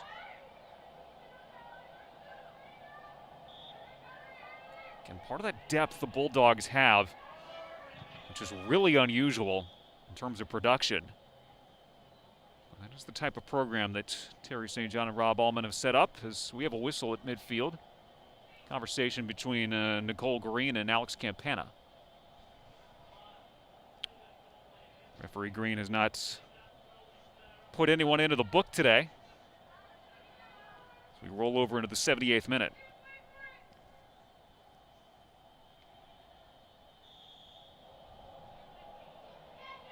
As we roll that direction, Butler continues to get members of its starting 11 back on. Peyton Black is waiting to be one of those players. Got herself a nice goal at Creighton. One of 4 that the Bulldogs had in that match.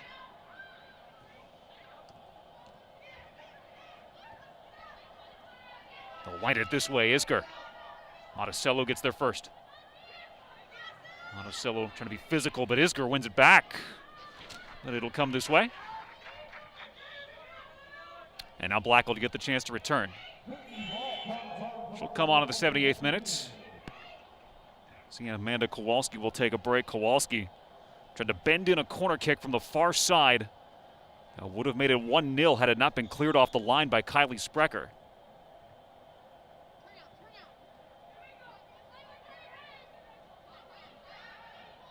Kowalski. Ball in, headed away by Burrier! Nearly into her own net. It's a heart-stopping moment for Marquette. Right here, Burrier and Lauren Schill with the hands out to keep this scoreless and prevent the own goal. Burrier really had no choice but to just dump it over the end line either. Butler trying to will it home here in the 79th minute.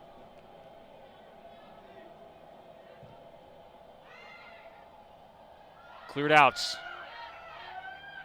Second wave coming for the Bulldogs. Sent across, cleared again by Marquette and Rachel Johnson.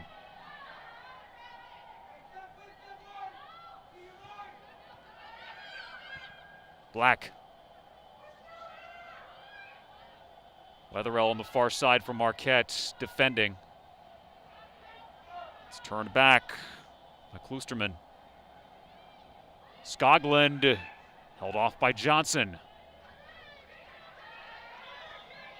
Gretchen Skoglund there on the backside of Rachel Johnson, and now Marquette will have to defend Anya Savage, who returns to the match.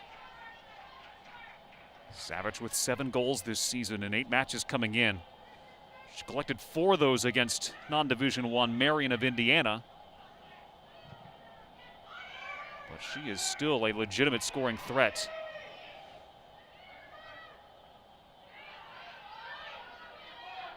Kowalski tried to cut it back, defended by Bombasino.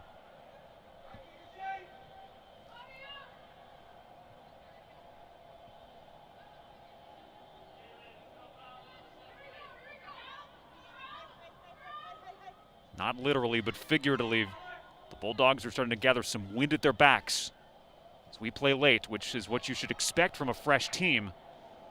A team that's had a week off. They have been sharp today, just as their coach Terry St. John said they would be, coming off really good training days. Training days that, honestly, were made a little bit unusual by the happenings on the Butler campus. We'll get to that in a moment.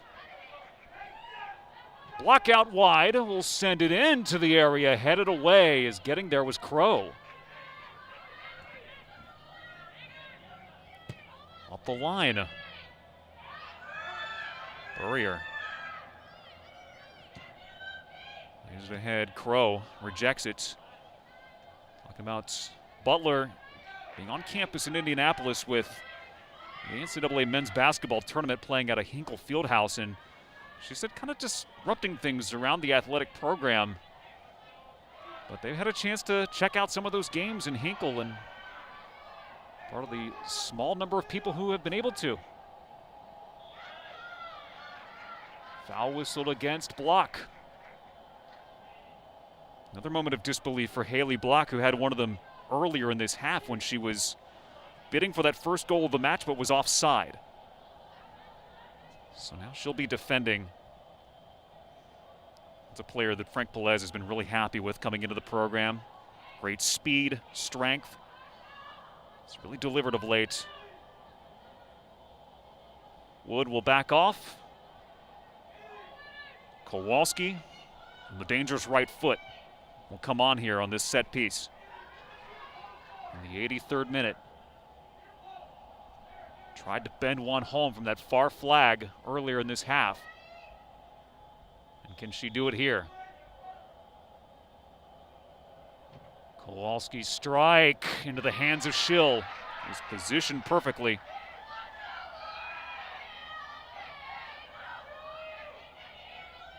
Barely had to take a step.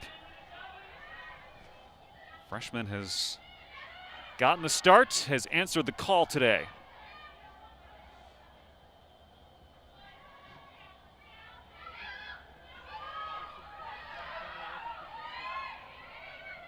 Eckert from the end line sends it across to Johnson off the left foot, but she couldn't get a clean strike.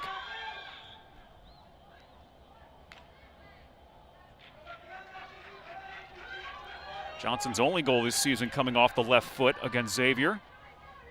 She favors the right, but can hammer it with the left too. 84th minute. O'Malley. It's a scoreless match, but it has been a entertaining and well-made match between these two sides, which is what you should expect when Butler and Marquette get together. Shelby Fountain comes on for Marquette. She'll sub on and replace Elena Eckert. Fountain saw some time in the first half. Sophomore from Silver Spring, Maryland, just outside of Washington, D.C.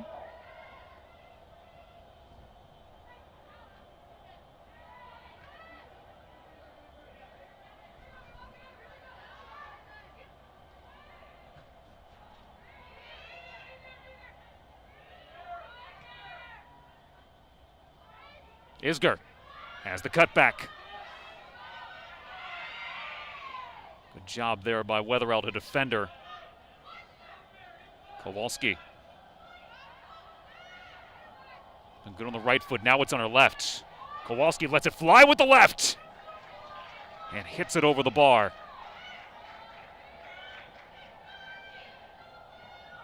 She's been a dangerous player, especially in league play this season. 1.5 points per game for Kowalski.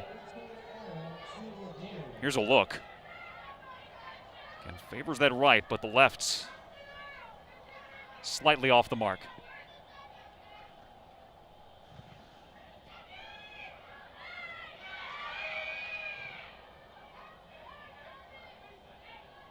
Foul at midfield.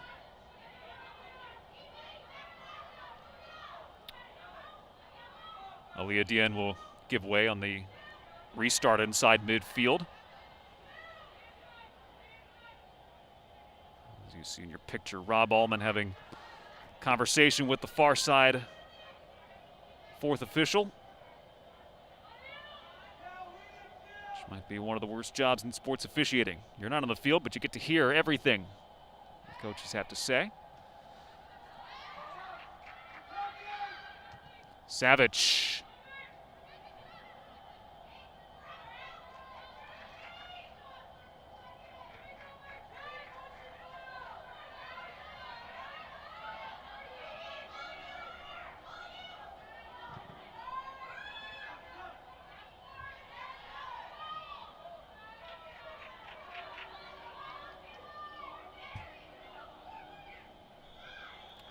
Foul far side. And it's on Fountain,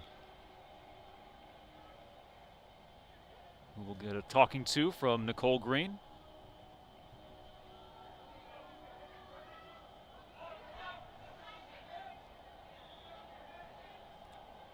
See Frank Pelez in your picture there.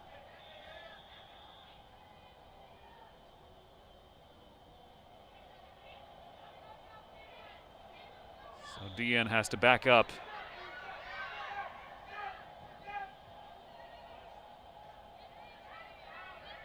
Bombasino. And the pressure came from Kowalski. Take her time, let numbers gather here in the 87th minute. To Savage. Touch line, it's out.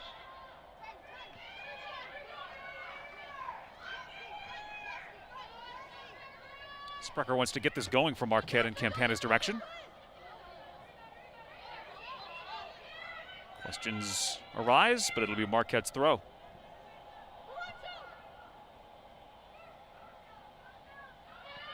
So Marquette trying to slowly work it up this near sideline. Campana in the air.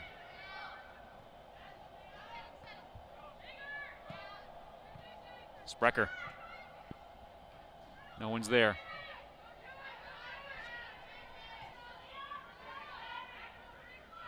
DN. Campana watching her as DN plays it up the far side. Leah DN still.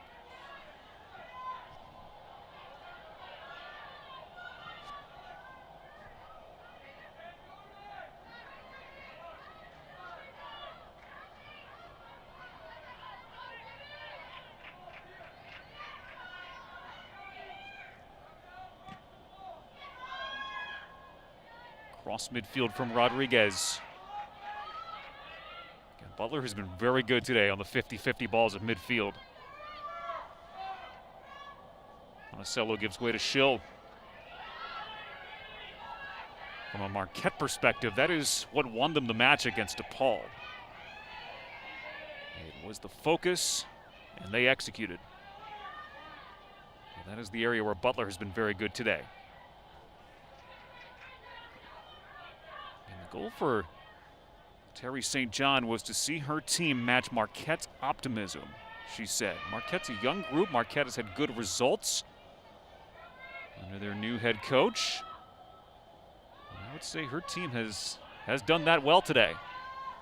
But they are still in search of the first goal here in the 89th minute. Can Kowalski deliver? She's defended by Sprecher. Crow will offer this up for grabs. Soderstrom. Handled by Schill.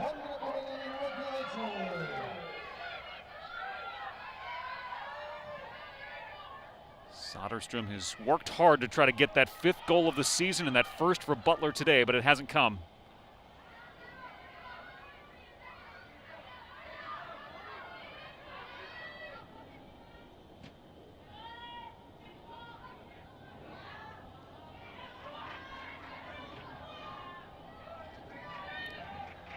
That is off the wall. That was off Marquette.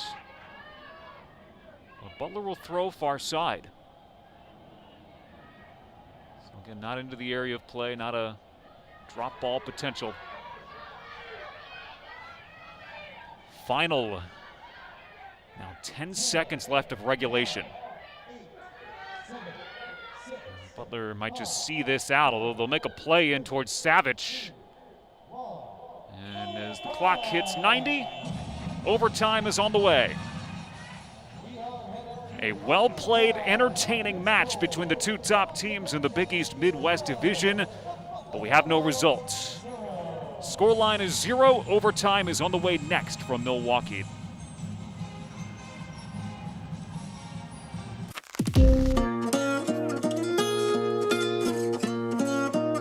The amount of student loan debt I have, I'm embarrassed to even say. I felt like I was going to spend my whole adult life paying this off. Thanks to Sofi, I can see the light at the end of the tunnel. As of 12 p.m. today, I am debt-free. We have no debt, we don't owe anybody anything, and it's fantastic.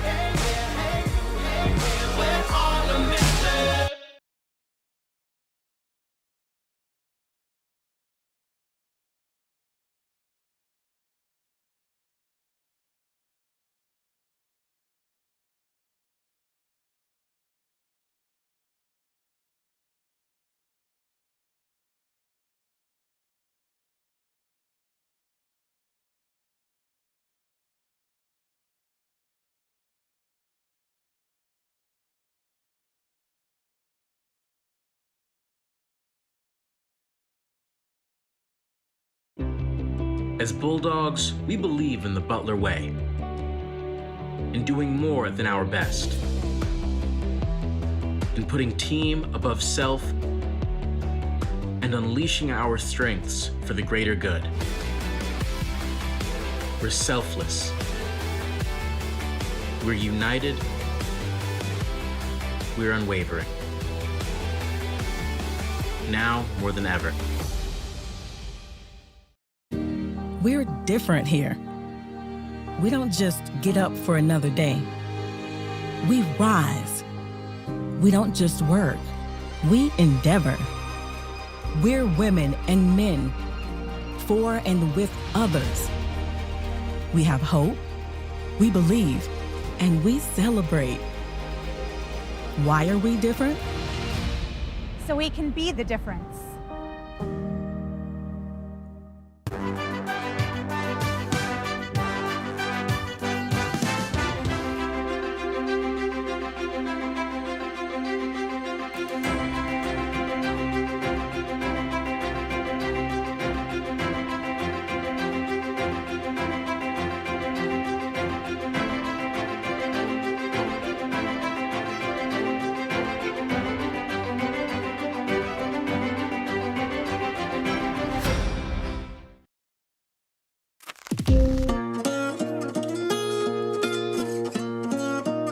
The amount of student loan debt I have, I'm embarrassed to even say. I felt like I was gonna spend my whole adult life paying this off.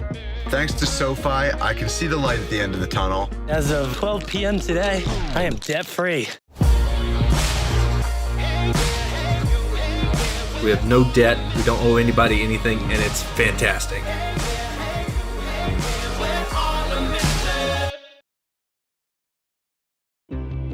As Bulldogs, we believe in the Butler way, in doing more than our best, in putting team above self, and unleashing our strengths for the greater good. We're selfless. We're united. We're unwavering. Now more than ever. We're different here. We don't just get up for another day. We rise. We don't just work. We endeavor. We're women and men for and with others. We have hope, we believe, and we celebrate. Why are we different? So we can be the difference.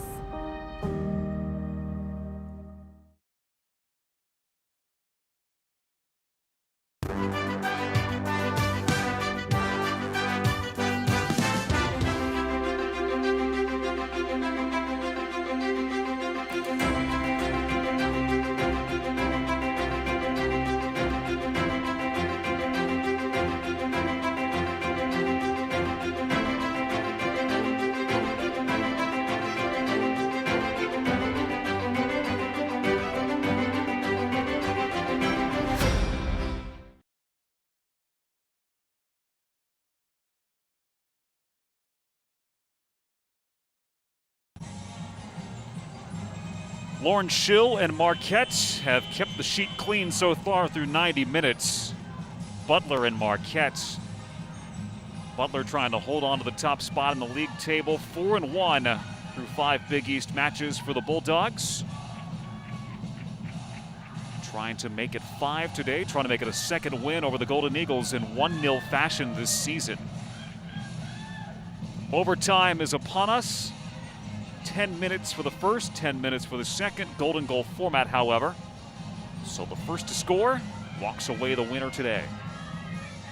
Along with our fine crew in Milwaukee for Big East Women's Soccer presented by Sofi, I'm Patrick Reed. We are underway in overtime between the Bulldogs and Golden Eagles.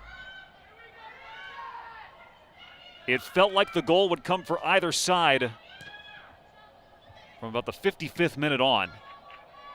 Both teams had quality chances over about a 10-minute stretch of time. But right now, it's hard to say where that goal is going to come from. Marquette has had moments, Butler has had moments, and we've talked about how the Bulldogs are fresh after a week off and a chance to train, while Marquette is playing its second match in a short space of time, having grinded out a 1-0 win over DePaul here last time out. It's an always difficult, emotional match against a rivalry team. But this one has been entertaining, back and forth as BEDN who's defended well by the Golden Eagles there.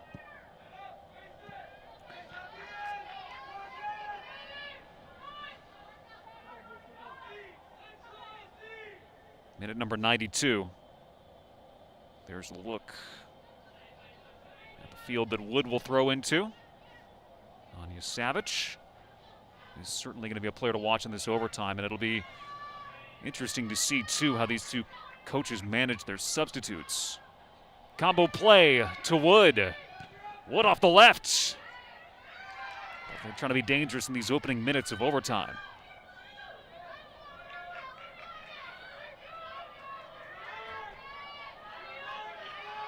There's Wood, the sophomore from Chesterfield Township, Michigan. Has an assist in her 9 matches for the Bulldogs this season. Leonard will let it fly. It curls off and away from the pipes. Leonard making a push for that 6th goal of the season in her young career. Campana for Block. Block thought she had that moment in the second half. Will deliver it in. Punched out by Rodriguez. Had to spring off the line. Far side of the field, Wetherill trying to win it back. Turns around Soderstrom, who's had some nice moments in this match too. Kroll will roll it this way for Dien. And Aaliyah Dien trying to send Savage.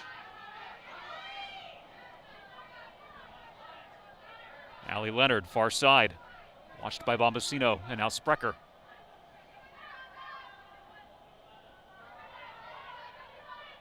Amanda Kowalski is at a busy day. She nearly had one of those moments in the second half on a corner kick that she tried to bend in, that was defended by number 8 from Marquette. In gold, you see her there. Sprecher cleared it off the line. Savage cuts to the ball and now away. Savage will push to the middle. It's cleared by Burrier.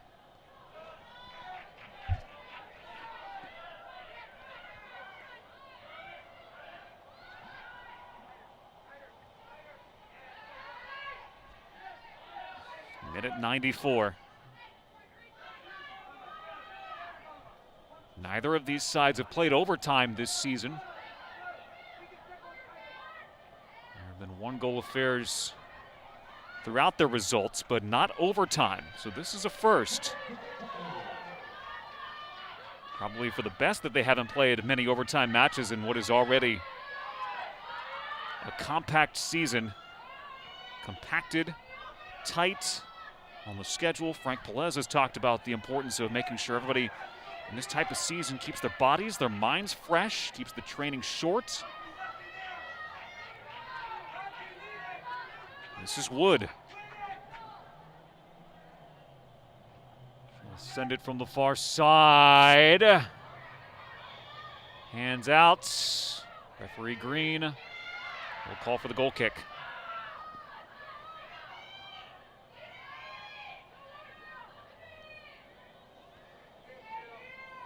Lauren Schill has 1 clean sheet to her ledger this season. Starting her 5th match of the season.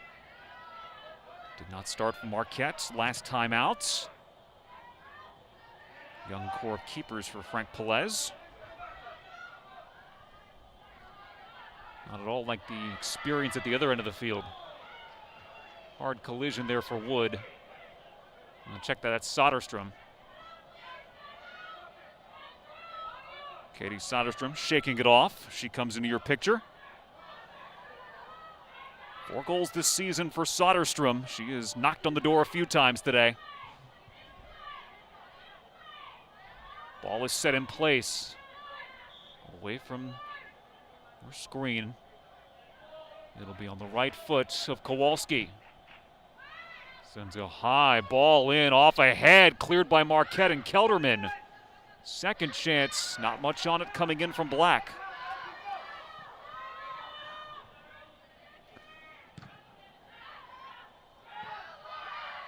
Good play downfield by Schill.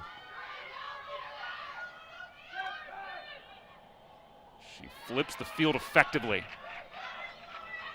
That is good distribution from your keeper at an important time. If you are Marquette.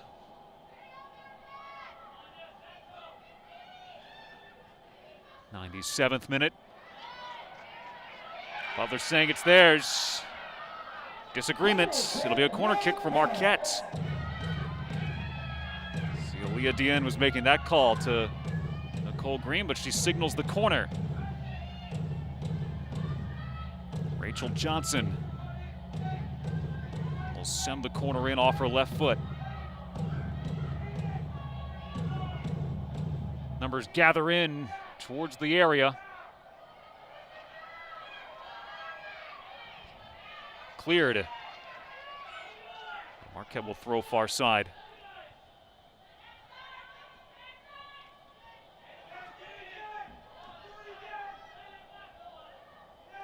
Twombly.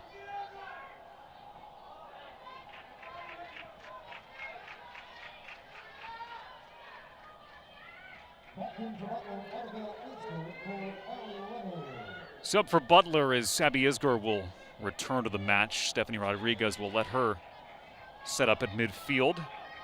Allie Leonard leaves.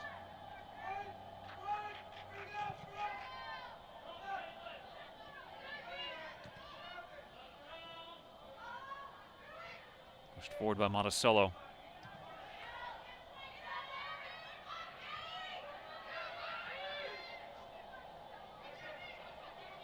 Johnson.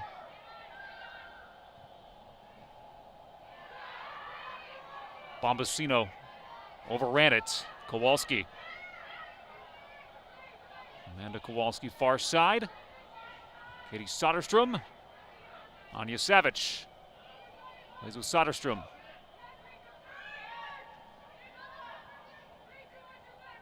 BEDN who can strike it from distance too.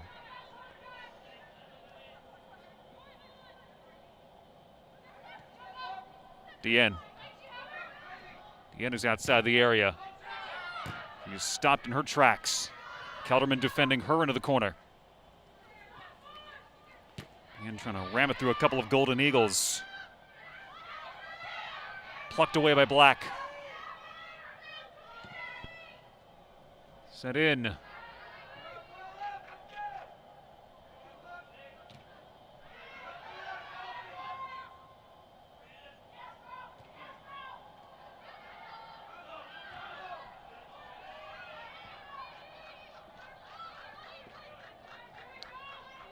Ticket of the 100th minute. Marquette will throw in. Here comes Kelderman.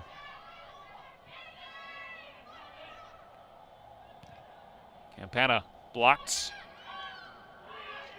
Another throw in coming from Marquette in the final seconds of the first overtime. We'll see if this requires another one or if Marquette can strike here. Settled by Burrier. Toward block over her head. Wood. Isger. Chased down by Monticello.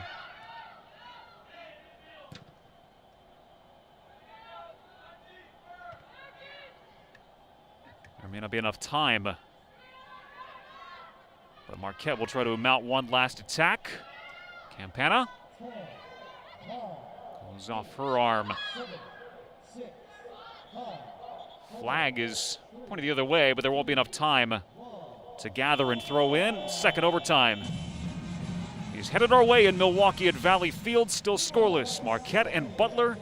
Butler trying to hang on to the top spot in the Big East Midwest.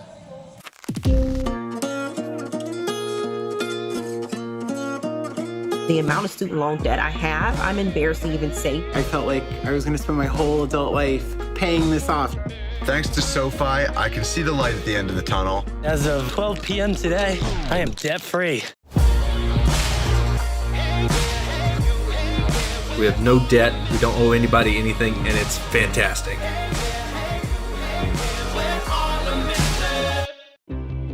As Bulldogs, we believe in the Butler way, in doing more than our best,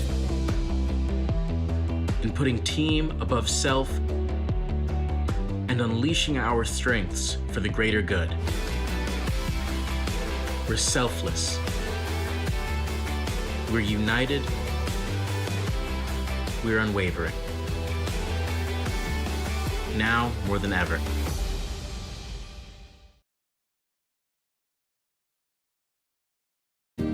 We're different here.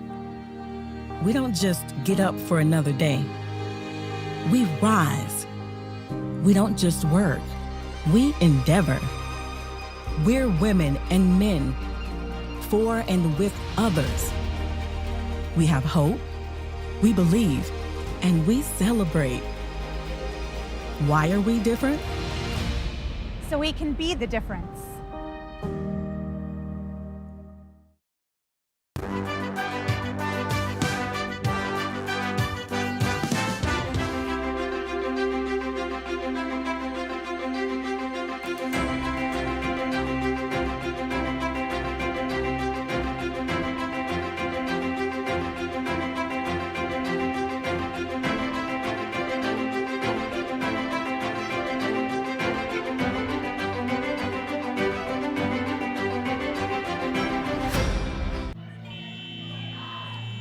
Both teams playing in overtime for the first time in the spring 2021 season. Marquette and Butler.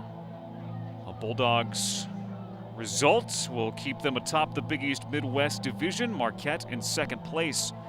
Entering play today, a win would draw them even with Butler in the league standings. Sixth match of the season in Big East play for both teams. They have 2 remaining after today. Savage talking to her team. And we thought we might have the breakthrough for either side in the second half around the 1 hour mark, but it'll be interesting to see if off the week off Butler can continue to push forward and break through for that goal that would send them to a 5th Big East win this season. Meanwhile, Marquette has been unbeaten inside the Valley Field Seasonal Dome. Elsie Twombly, 3 goals for the freshman this season.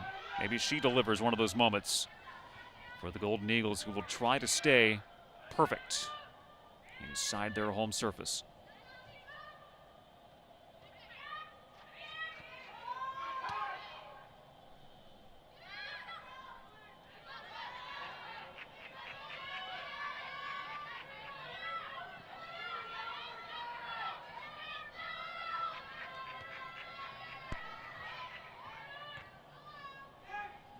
Johnson cuts it toward the sideline. Twombly. She gets the chance. Is precise in service, but she'll get up off the carpet here. 5'10" freshman is a good target in this type of situation as well. Free kick will be set down inside the near touchline, and to be sent in by Katrina Wetherell. See Rachel Johnson, number 23 for Marquette, over top of it as well. Playing the 102nd minute. Maybe this set piece can be what Marquette needs. Wetherell in! Cleared by Butler.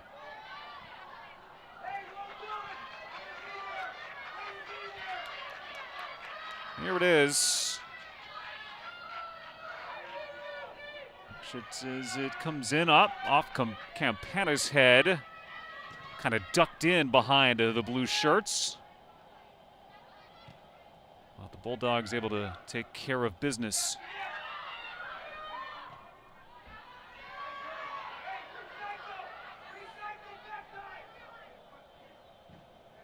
Another ball in, over Twombly!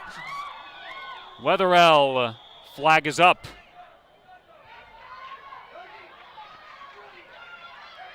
Wetherell making the push, and for her second goal of the season.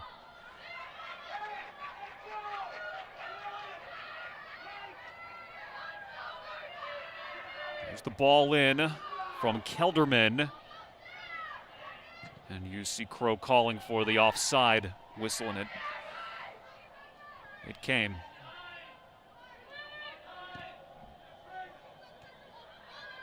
Savage. Isger. Curls it. Soderstrom won't get to the end of it.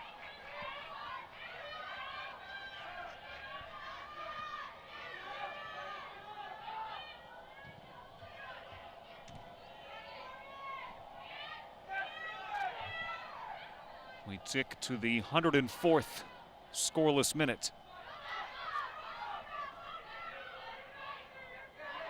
Forced back, sent ahead by Rodriguez. Has been rock solid for Butler.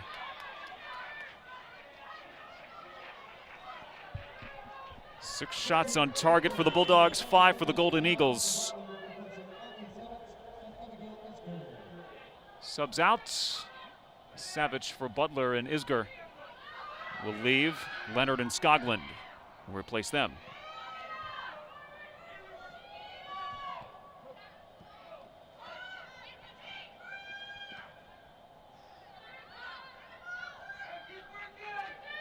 So perhaps the fresh legs can help deliver the result.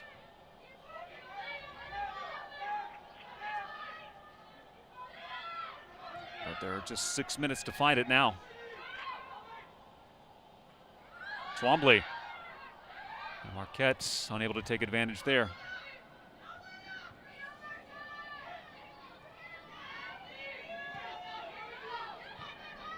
Johnson. Campana with a chance earlier in this overtime. This will be cleared away by the Bulldogs.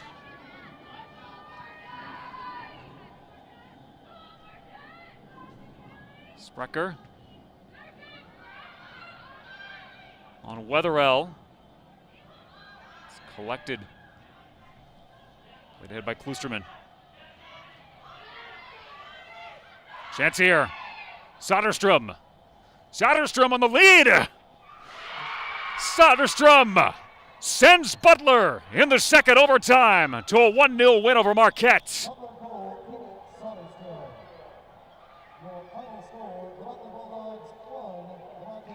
It took 105 minutes. Katie Soderstrom, who has been knocking on the door all afternoon, delivers her 5th goal of the season and the Bulldogs to a 5th win in league play. Here it is. The lead to Soderstrom, just inside 18, able to slot it past Schill's hands. Right here, precision on the touch. Schill can't get there. It's Katie Soderstrom who is a winner for the Butler Bulldogs in overtime. Well, this match was full of scoring chances. We wondered if the goal would come. Katie Soderstrom delivers it for Butler. Her 15th of her career, her 5th of the season. And it is a 5th win in Big East play for the Bulldogs. Well earned today for Butler in a well-played match between both of these sides, looking for the top spot in the Big East Midwest Division. For everyone on our crew from Valley Fields in Milwaukee, I'm Patrick Reed saying so long. And you've been enjoying Big East Women's Soccer presented by Sofi.